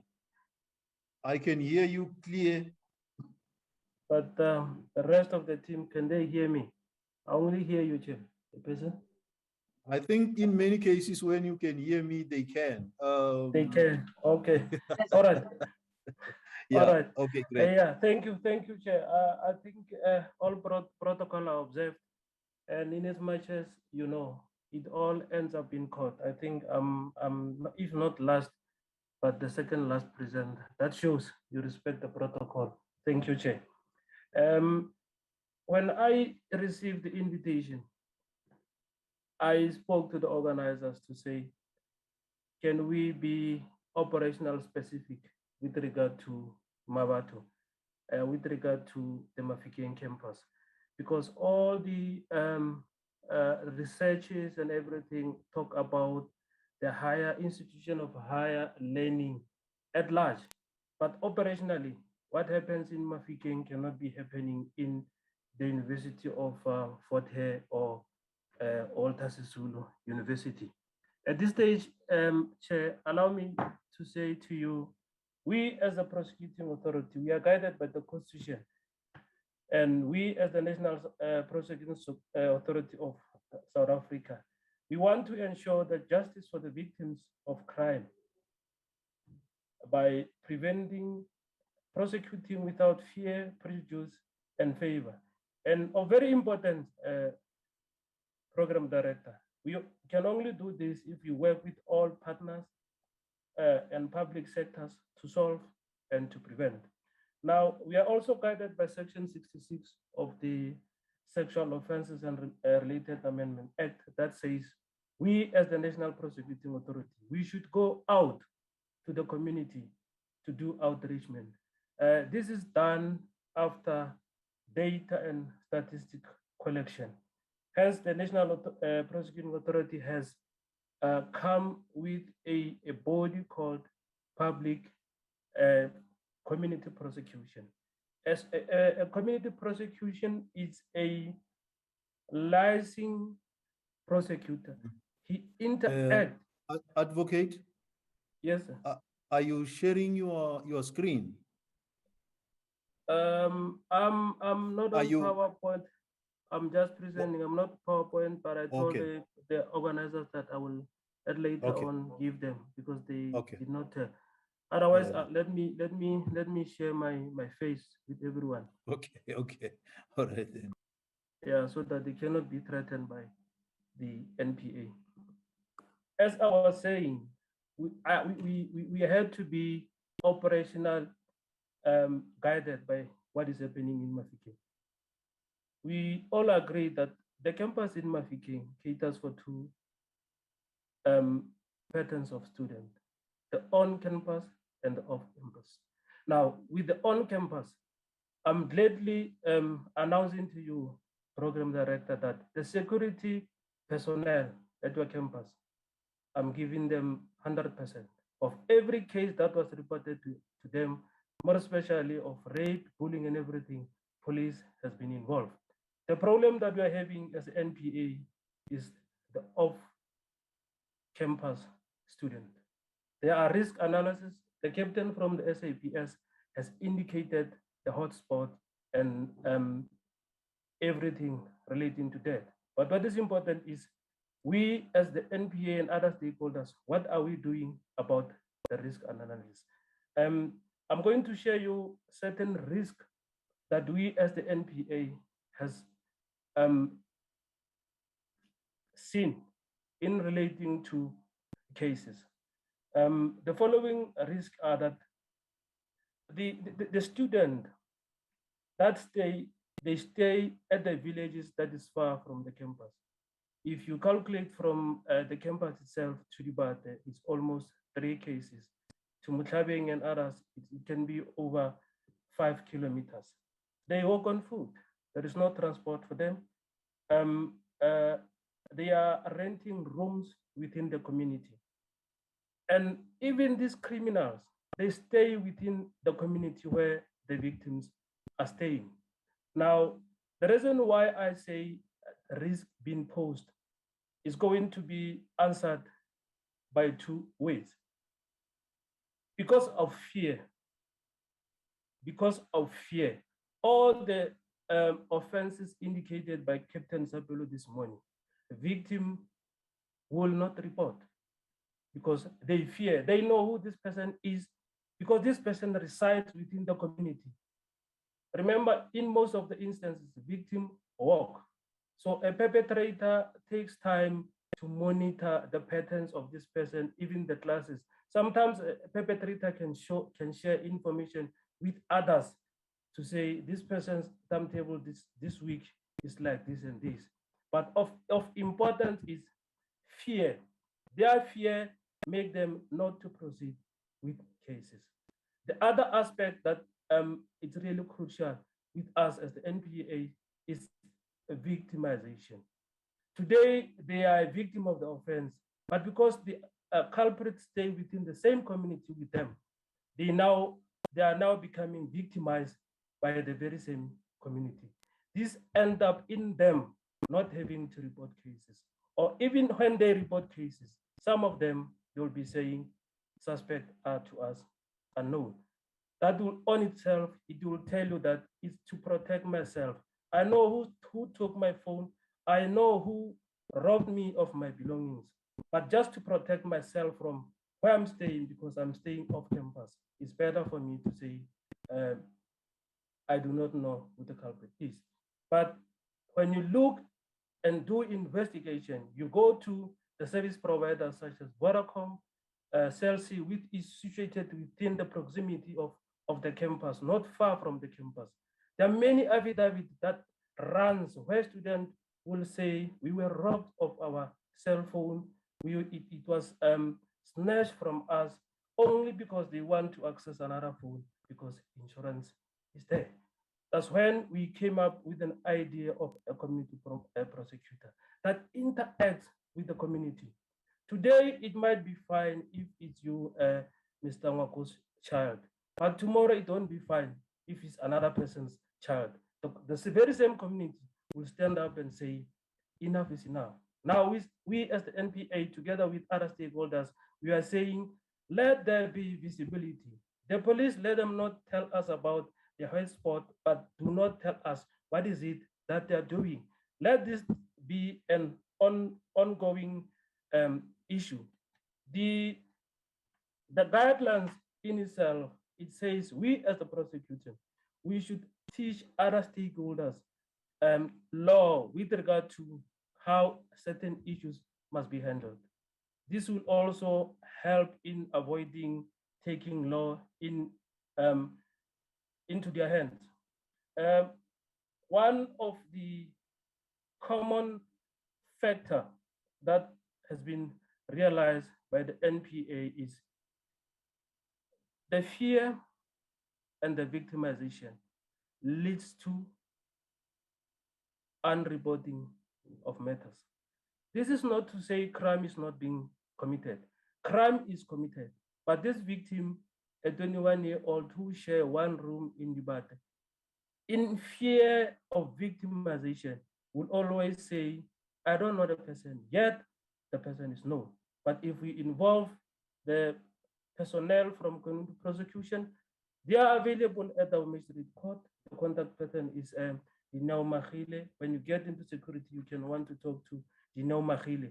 He will interact because there is, in aspect of robbery, in aspect of rape, there is a psychological part of it. I did not hear the person from DSD talking about the PTSD, post-stress traumatic disorder. This result in the very same victim now being the victim in school, result in this victim being the one whose performance at school drops. Now, with the help of the community prosecutor, this can be established at an early age, and the victim can be referred to relevant stakeholders such as the Department of Social Development, together with the other NGOs that are doing the psychosocial for the person of the victim. We as the NPA, we've got what we call Tuduzela Care Centers. Tuduzela Care Centers are centers that are meant for victims of GBV. In most of the cases, the whole package, you get it there. You find your counselor there, your doctor for examination, a social worker is there, a psychologist is there. The only person that is not there is a psychiatrist. But the reason why these are done under one roof is to avoid victimization. We also advise our police that when they take victims to such institution, they must not use marked vehicle, because marked vehicle really tells that something is happening about this particular person. We are in a process of, the police have procured a lot of vehicles, but we are in a process of reaching that police do not use marked vehicle in transporting victims of gender-based violence at the Tutuzala Care Center. It's a one-stop center. Victims are being examined. Social workers are there.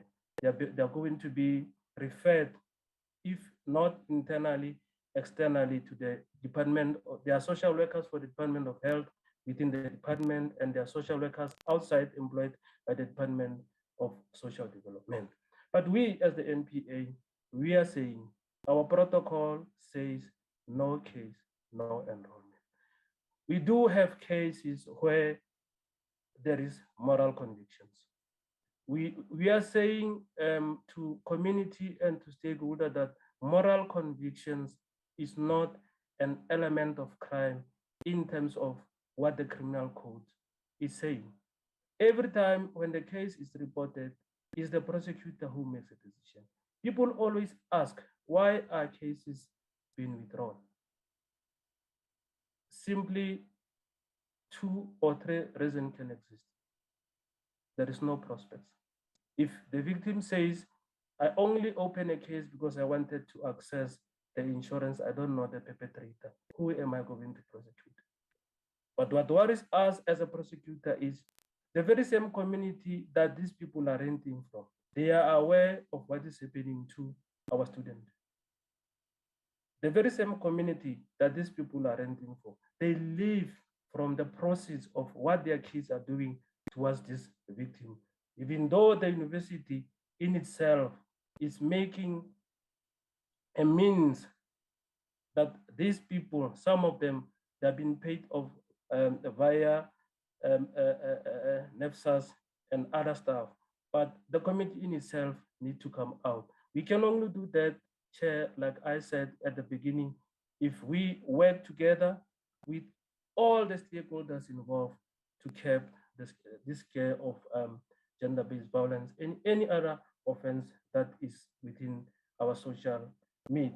The other aspect I wanted to touch on is once the decision is made that there is no prospect of success, like I'm saying, the victim says he does not know who that person is, does not want to be prosecuted. In certain cases, not all elements of a particular offense are inside the docket. Therefore, you cannot charge someone if not all the elements are not contained in a docket. Some other aspect that also bothered us, it was touched by the Department of Social Development, a transactional intercourse that is in relation to GBV, a transactional intercourse. Most of students do not have money to go home. There is a blessee issue involved. If you don't give me this much, I'll go to the police station and report. And the other one that also, according to our stats, we've seen is the abuse of power. Most people that are placed in a position of power abuse their power by wanting or demanding intercourse with the victims, specifically just for sexual pleasure. And patriarchy. You know, it's quite sad that at this point in time, we talk about patriarchy vis-a-vis masculinity. There are boys who are taught, who grew up from families that really are quite disturbed or are quite not organized. And that is seen in the long run. Hence the department as NPA, together with the Department of Social Development, we're not only looking at the person of the victim, we're also looking at the person of the accused. There could be some element why this kind of a boy behave like this at school. It may be possible that this started from home. The boy did not know when it started and did not know if that was wrong. Until now, this time an offense has occurred. And when members of the DSD take information, they then can realize that this has started long even before the boy came into the institution of higher learning. I think I've covered my 10 minutes allocated, Chair, unless if there's any other questions.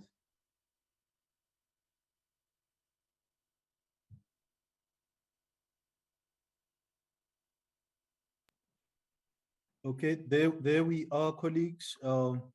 Any questions, any comment?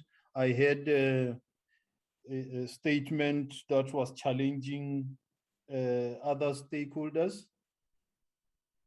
I don't know if those other stakeholders want to respond or they accept the challenge in terms of continuous working relationship and making sure that they do what the challenge seems to suggest. If I were to be direct, I had reference to the SAPS.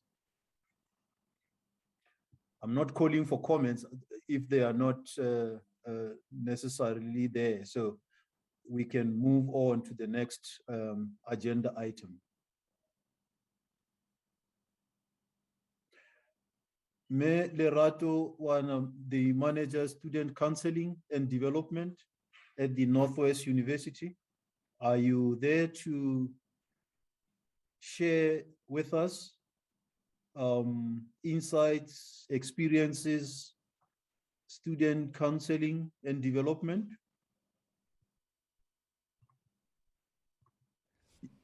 Advocate, you may unshare.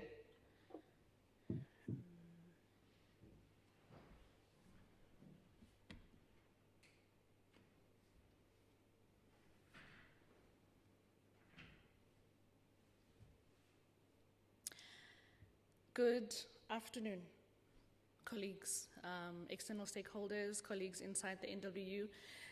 Thank you so much for inviting Student Counseling and Development to this Crime Summit. I just want to speak to what Advocate was saying through you, Chair, quickly. I really appreciate you mentioning psychological support. I want to say that we as the Mafeking campus have got a very good relationship with Tutuzela. We work very closely with them in supporting our students post-sexual harassment cases. And also it touched me when you spoke about gender-based violence. It's something that is slowly increasing on our campus. It was just yesterday when I was with a colleague from Protection Services and we were talking to an alleged perpetrator. My take on that for our students, for our campus, and actually personally for the year 2021, I feel it's time that we start talking to our perpetrators within our community as NWU. We've spent so much time paying attention to the victims. We need to zoom in on the perpetrators and find out what's happening on their side, whether it's psychological or it's psychosocial. But we need to start paying attention to that. So thank you for that. Thank you for mentioning that. I think it was a brilliant introduction to what I'm going to talk about. So as Chair mentioned, my name is Lerato Wana. I'm a counseling psychologist by profession and the manager of the Student Counseling and Development Center here at NWU Mafeking campus. My presentation is very short. It's briefly just to talk to the students, talk to some of the stakeholders, especially the ones outside, about the crisis intervention system that we have in the Mafeking campus. I'm going to talk about that briefly, show you what the system looks like. Just give you a little brief insight about student counseling and development. Then I'll speak briefly about psychological crisis intervention and the need for it, the need for this sort of support on the campus. And then I'll just highlight here and there some of the prevalent psychological crises on the campus, and also to the students and their fellow staff members and also colleagues out there, how is it that we can support each other. On the Mafeking campus, our crisis intervention is controlled by Protection Services. So it's Protection Services that takes in all the calls. And when I arrived on the Mafeking campus, coming from the Bosch campus in 2014, the idea was that Protection Services be the department that looks after the stats. So they do all the data, they take in all the information as to what is happening crisis related during and after hours. And then what happens in the system is, because back then there weren't that many psychologically related cases, but there were a lot of medical cases then, we used the emergency system services on the campus. The Protection Services would then contact the healthcare center, or directly after hours, they would then contact emergency services, and if and when necessary, they were then able to contact us and call us out to come and assist. Now what we did with the system is Protection Services is now able to call us directly. The students do not call the Student Counseling and Development Center directly as our sister campuses. I think the Bosch campus, they are able to call the TUSO line directly. So on the Mafeking campus, they call Protection Services first, then they, whether it's medical or psychological related, then they mobilize us to come out. The Counseling and Development Center is a structure within student life, and all students, all registered students, if I may say, have got free service free support from us. They don't pay anything to come and utilize our services. And after hours, as mentioned in the previous slide, they are able to locate us or contact us through protection services. We've got, unfortunately, I think it's going to develop soon. I'm the only psychologist in the office. I do work with registered counselors. We are all registered with HPCSA. And those, just briefly, Chair, are just some of the services that we actually offer to all our students. I don't need to go through them. In the past 2 years, we got a social worker, an in-house social worker, which really helped. We have a huge food insecurity program on the campus, so the social worker is definitely needed in that aspect to assist us.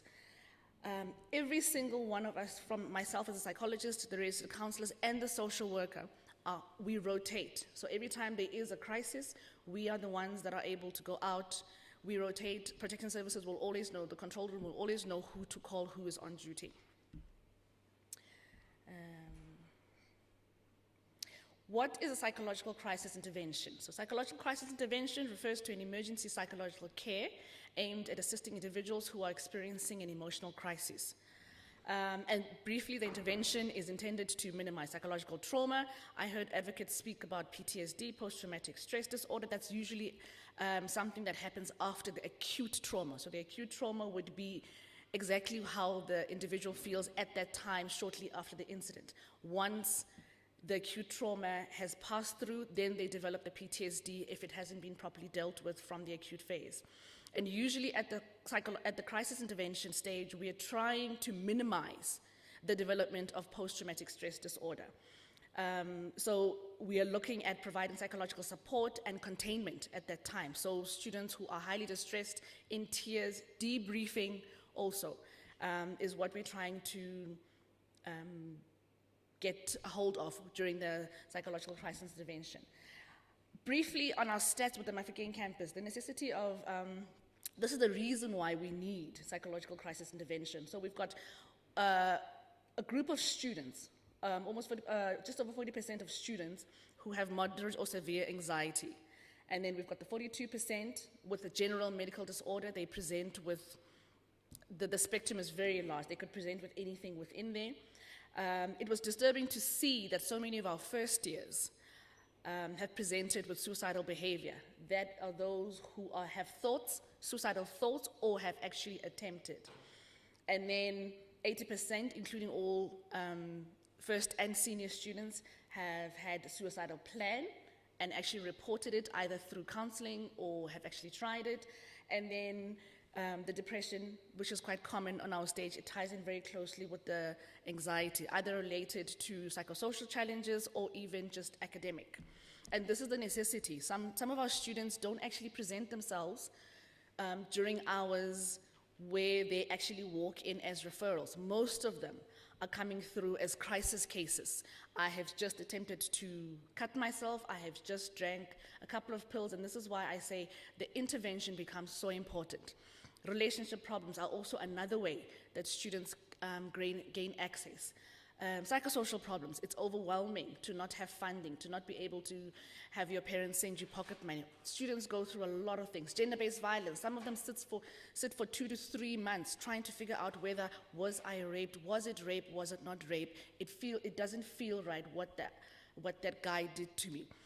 They come through our system through crises most of the time. And the common cases that we are facing under crisis intervention are the anxiety and stress, the depression, a lot of academic related emotion. I think it's shot up drastically, especially during the COVID times. The suicidal behavior as well. Since we went into the start of lockdown, a lot of our students are not coping medically. Gender-based violence is also something that's quite common. Since 2019, we've seen an interesting rise there with some of the cases on the campus. Robbery and burglary, a lot of our students living off campus, and I'm not sure whether they are all watching. This was such an important summit for them, those students living off campus.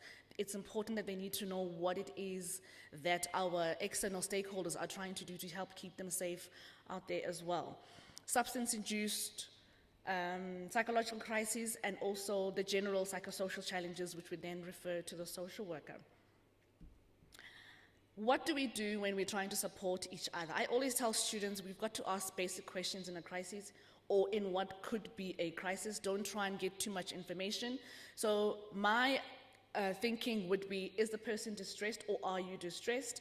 And are they a danger to themselves or to somebody else? The most basic question, and if your answer is yes, then it's time to call protection service. Regardless of how big or small, how large the reaction or the distress looks, if you feel it's time, if you have a yes to that first question, then definitely call protection services. And when we contact protection services, we try and advise our students. They're available 24 hours, first and foremost. So it's important to identify yourself. My name is Lerato Wana. I am calling from this particular residence.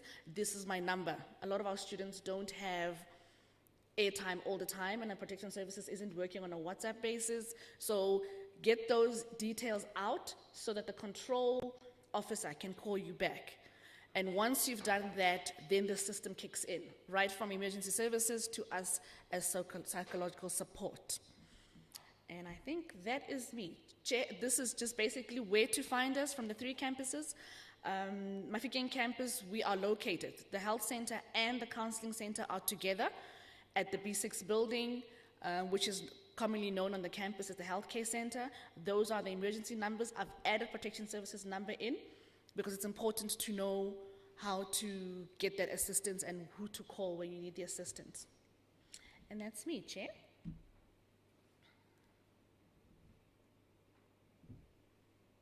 Thank you. Thank you very much, Lerato. Are there any questions?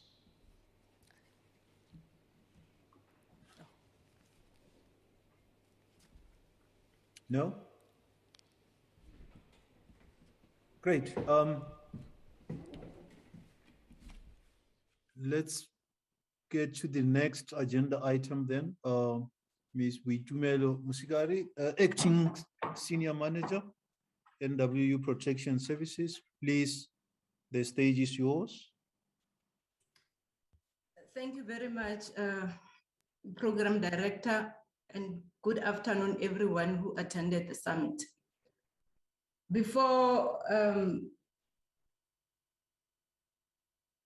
I can also continue with a bit of information that I would like to share verbally.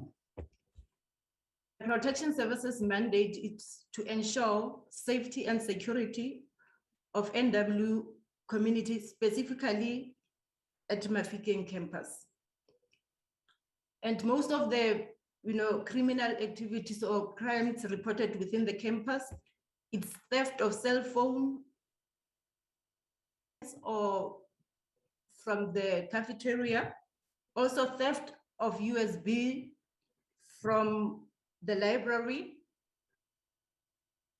off campus, most of the time, common robberies, 1 or 2 incidents of robbery with those are reported through SAPS. So in saying that, I would like to encourage our students to also be careful. Most of the time, it's the people that we know. So when you leave your residence, you shouldn't say, I know everybody within this residence, so I'm not going to lock my room. So we advise the students to lock their residences, to take care of their personal properties in a safe place if they are not taking it with them when they are going off their residence. By all means, if there's any, must report it through our control room that is 24/7, and the contact details are written at the back of.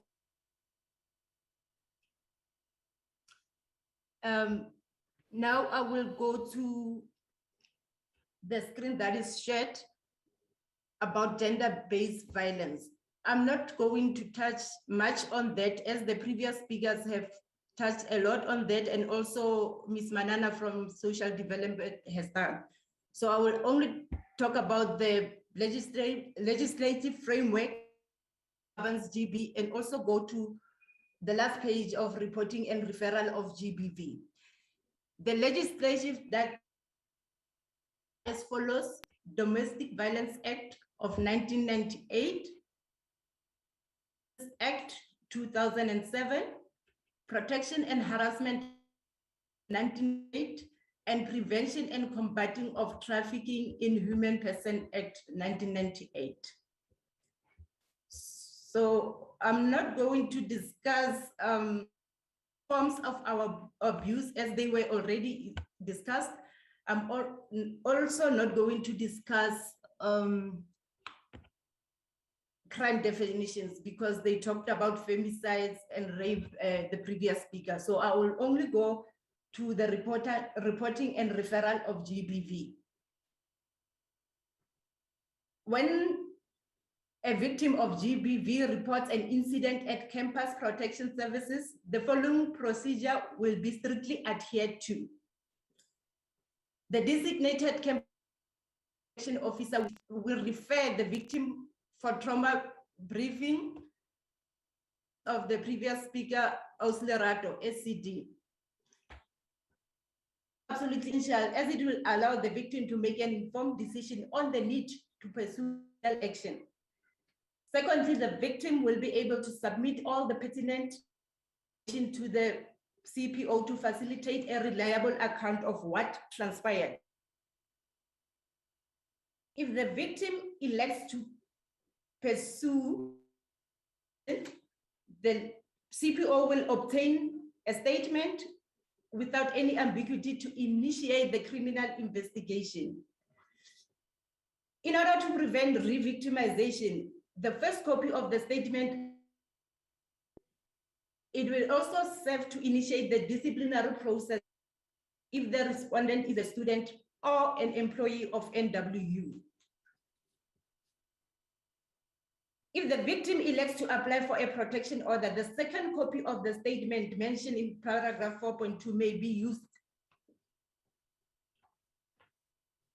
As far as possible, male CPO must obtain statement from male victims, and female CPOs must obtain statements from female victims. The reason that is like that is because, you know, when you speak to a female, you become more comfortable in expressing yourself and telling all the story or what transpired during that moment when it happened. And by all means, the statements of GBV must be obtained in a private and very friendly room or office. Upon registration of GBV case, it's the responsibility manager of Campus Protection Services to appoint an investigator to pursue the disciplinary investigation further. It has to be referred to the relevant bodies, being it SAS for students and employee relations, staff member.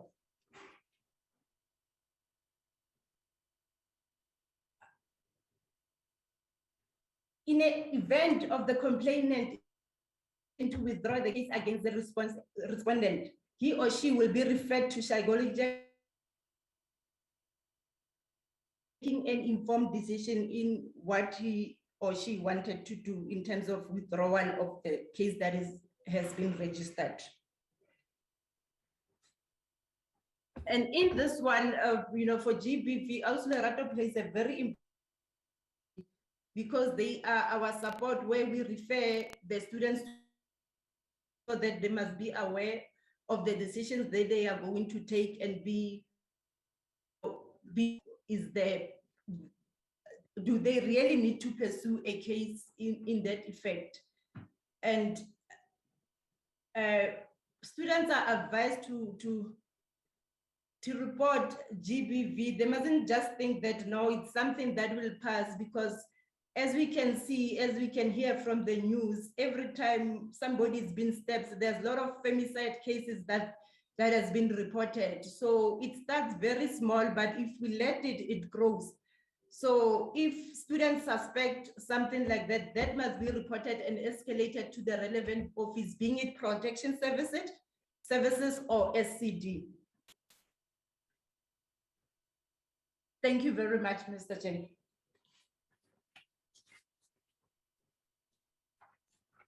Great, thank you very much. Let's follow your talk or presentation with the video of what NWU Protection Services are about or do. Are you ready, technical team?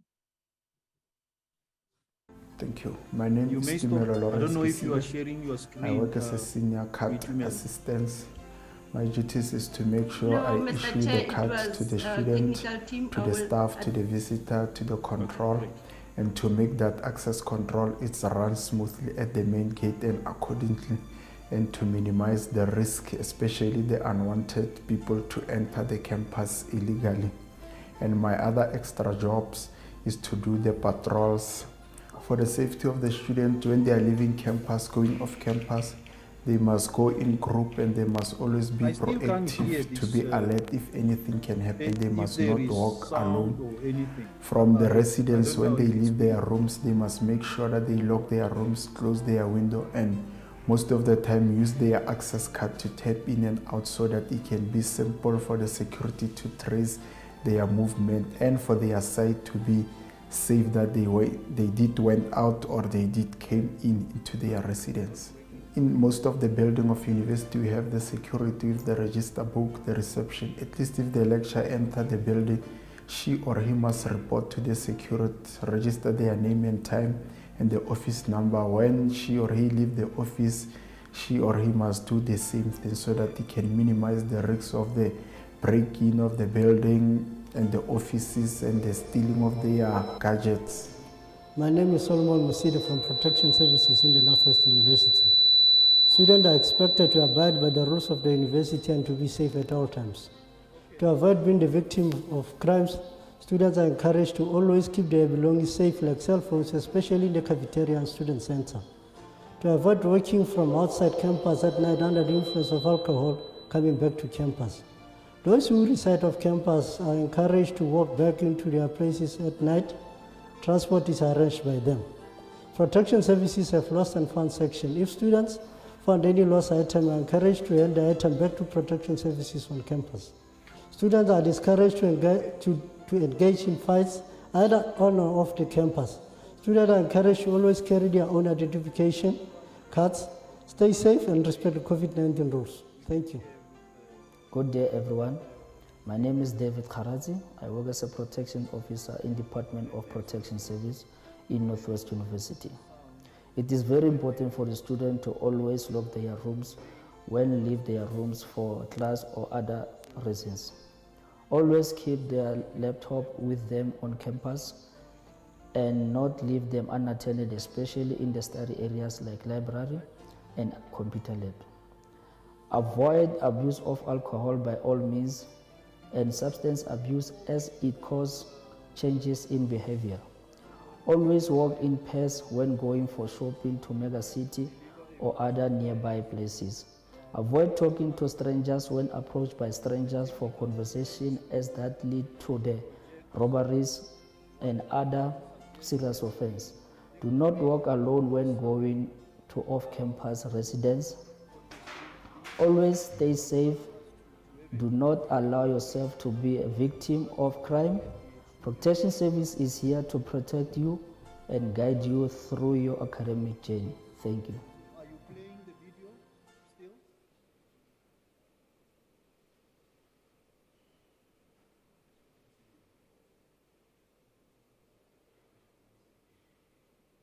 Is it playing? Are you sure it will now be improved? It will do what it's supposed to do.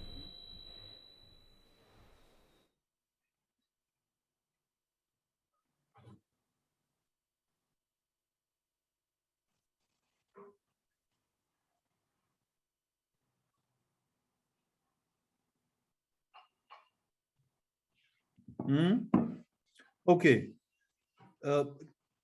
So I'm waiting for you to do one of the two. Either you play the video and do that only when you are certain that it will play, or we will then we will publish or post the video somewhere with all the documents of the summit. That is the presentations. Then you'll have the video included there, and you'll have made sure it's working. Alternatively, if you are not, you can't play it now, please project that statement. Then we can talk to it.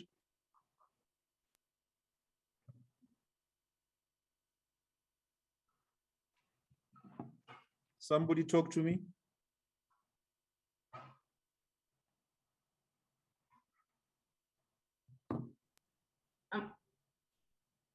I'm calling them program director. Okay.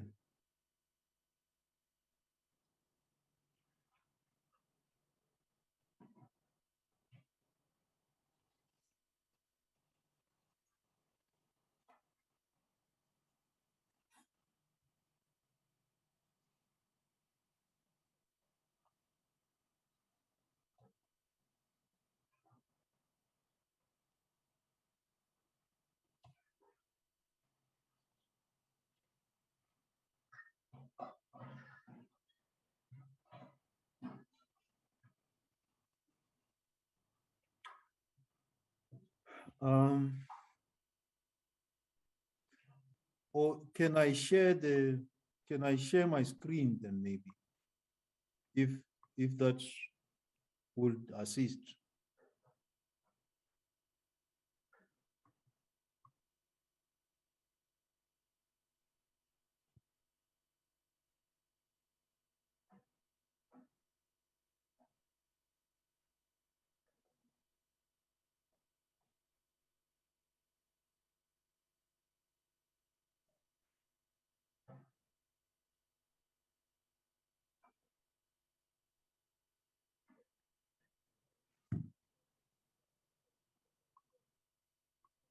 Okay, just justify it, please, if you are able to.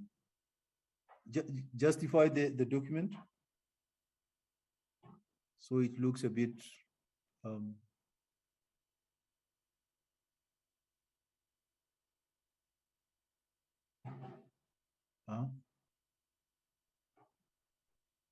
no, justify.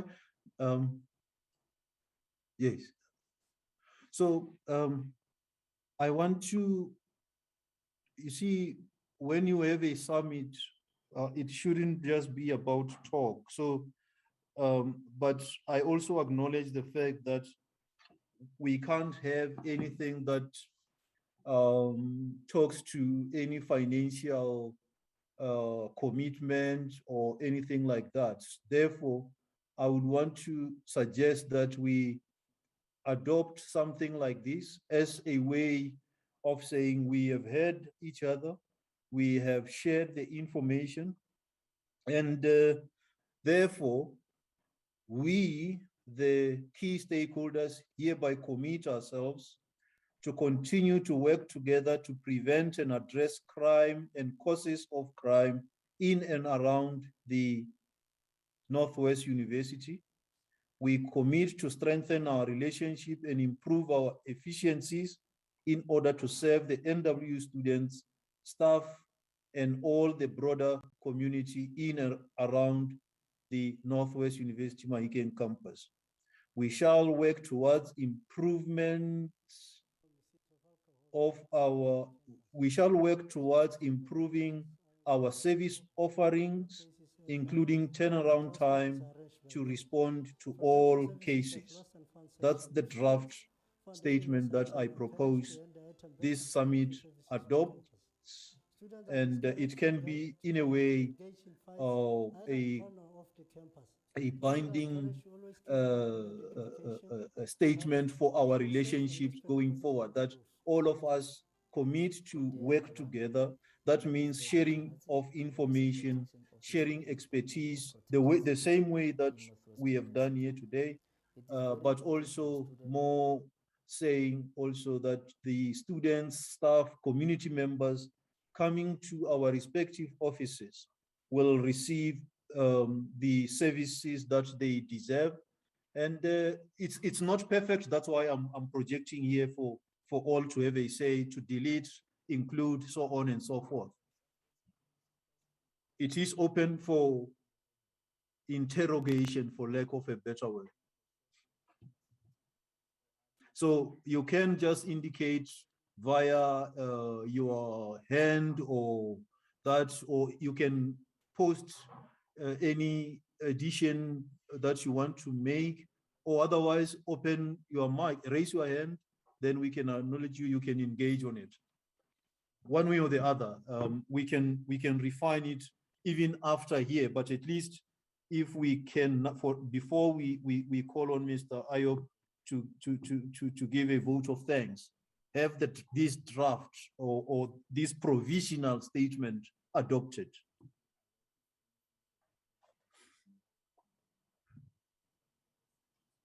Yeah, I'm going to play that chairperson of saying, well, if there isn't any one raising their hand or this and that, it means agreement.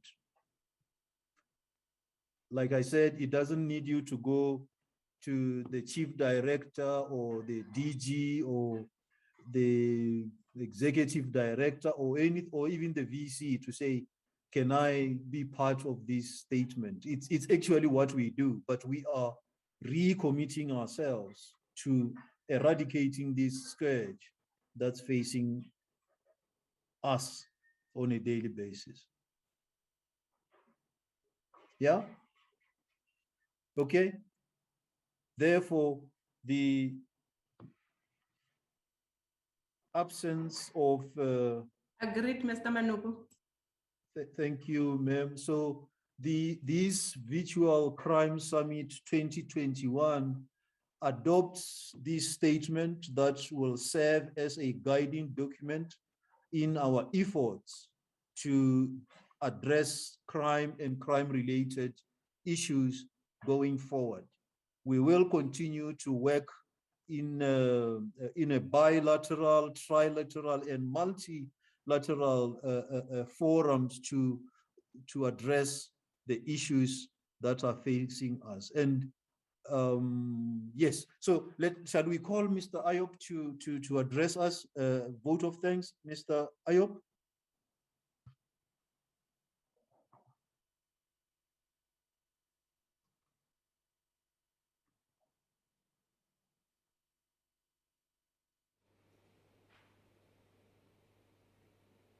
I think your sound is a bit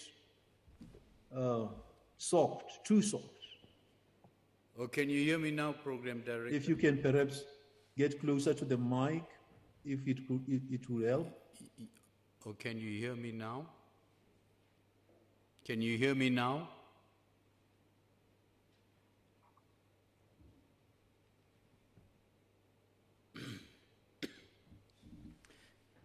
Oh, can you hear me now, Program Director?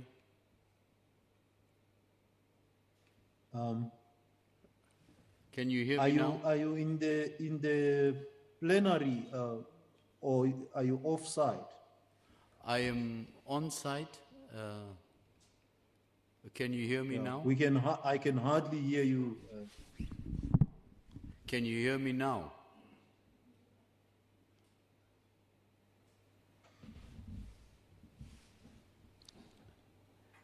Am I audible now?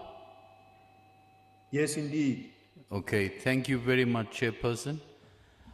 Program Director, on behalf of the Executive Directors, Student Life and Finance and Facilities, we'd like to place on record our sincere thanks to your good self for availing yourself to direct our summit.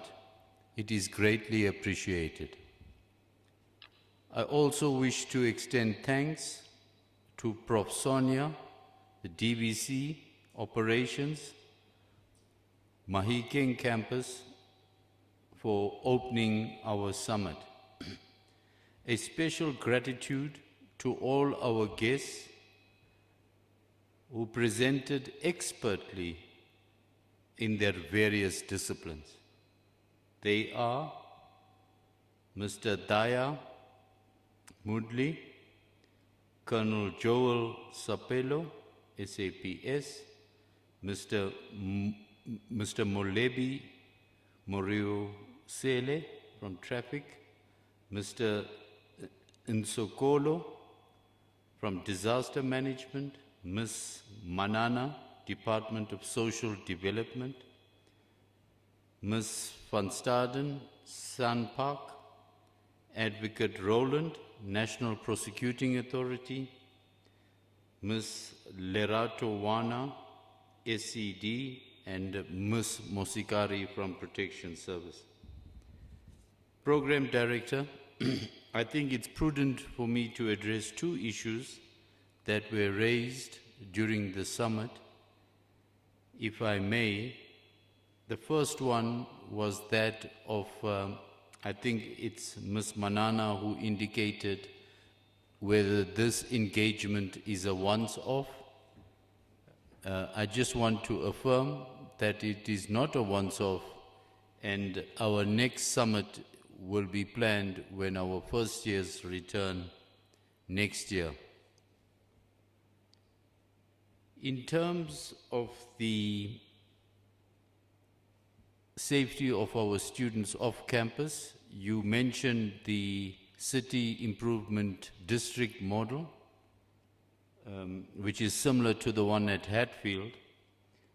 I think the purpose of the summit was firstly to galvanize our relationship with all stakeholders that have presented here today, as well as those that are not here, so that we can create a meaningful relationship, and that the summit declaration that you just mentioned will create a pledge between the Northwest University and all other role players in eventually creating an integrated safety and security plan for the Northwest University and the surrounding community. Lastly, Program Director, I would like to place on record our sincere thanks to the NWU Mahikeng Campus LOC, the local organizing committee for this summit, who have performed excellently, and in particular, Ms. Mosikari from Protection Services, Ms. Wana from SED, Mr. Itumeleng from the radio station, and their teams for making this a success. Once again, thank you, Program Director, and God bless.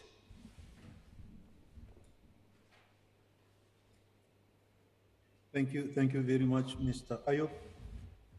We have come to the end of the summit.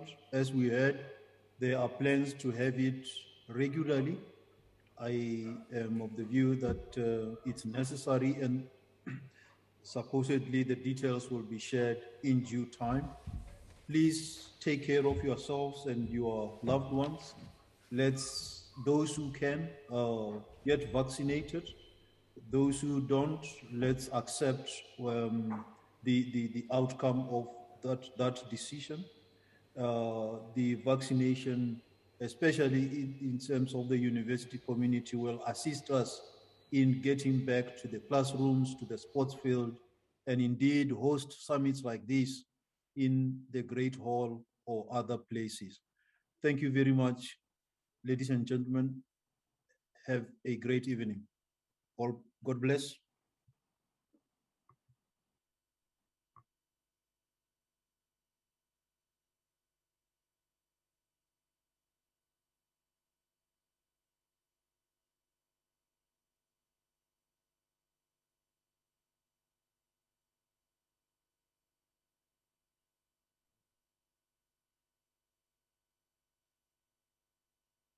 The control and to make that access. Thank you. My name is Tumelo Lawrence Kisibe. I work as a senior CAT assistant. My duties is to make sure I issue the card to the student, to the staff, to the visitor, to the control, and to make that access control it's run smoothly at the main gate and accordingly, and to minimize the risk, especially the unwanted people to enter the campus illegally. And my other extra jobs is to do the patrols for the safety of the student when they are leaving campus, going off campus. They must go in group and they must always be proactive to be alert if anything can happen. They must not walk alone. From the residents, when they leave their rooms, they must make sure that they lock their rooms, close their window, and most of the time use their access card to tap in and out so that it can be simple for the security to trace their movement and for their side to be safe that they did went out or they did came into their residence. In most of the building of university, we have the security with the register book, the reception. At least if the lecturer enter the building, she or he must report to the security, register their name and time and the office number. When she or he leave the office, she or he must do the same thing so that he can minimize the risks of the break-in of the building and the offices and the stealing of their gadgets. My name is Solomon Musidi from Protection Services in the Northwest University. Students are expected to abide by the rules of the university and to be safe at all times. To avoid being the victim of crimes, students are encouraged to always keep their belongings safe, like cell phones, especially in the cafeteria and student center. To avoid working from outside campus at night under the influence of alcohol coming back to campus. Those who reside off campus are encouraged to walk back into their places at night. Transport is arranged by them. Protection services have lost and found section. If students found any lost item, are encouraged to hand the item back to protection services on campus. Students are discouraged to engage in fights either on or off the campus. Students are encouraged to always carry their own identification cards, stay safe and respect the COVID-19 rules. Thank you. Good day, everyone. My name is David Kharazi. I work as a protection officer in Department of Protection Service in Northwest University. It is very important for the student to always lock their rooms when leave their rooms for class or other reasons. Always keep their laptop with them on campus and not leave them unattended, especially in the study areas like library and computer lab. Avoid abuse of alcohol by all means and substance abuse as it causes changes in behavior. Always walk in pairs when going for shopping to mega city or other nearby places. Avoid talking to strangers when approached by strangers for conversation, as that lead to the robberies and other serious offense. Do not walk alone when going to off-campus residence. Always stay safe. Do not allow yourself to be a victim of crime. Protection Service is here to protect you and guide you through your academic journey. Thank you.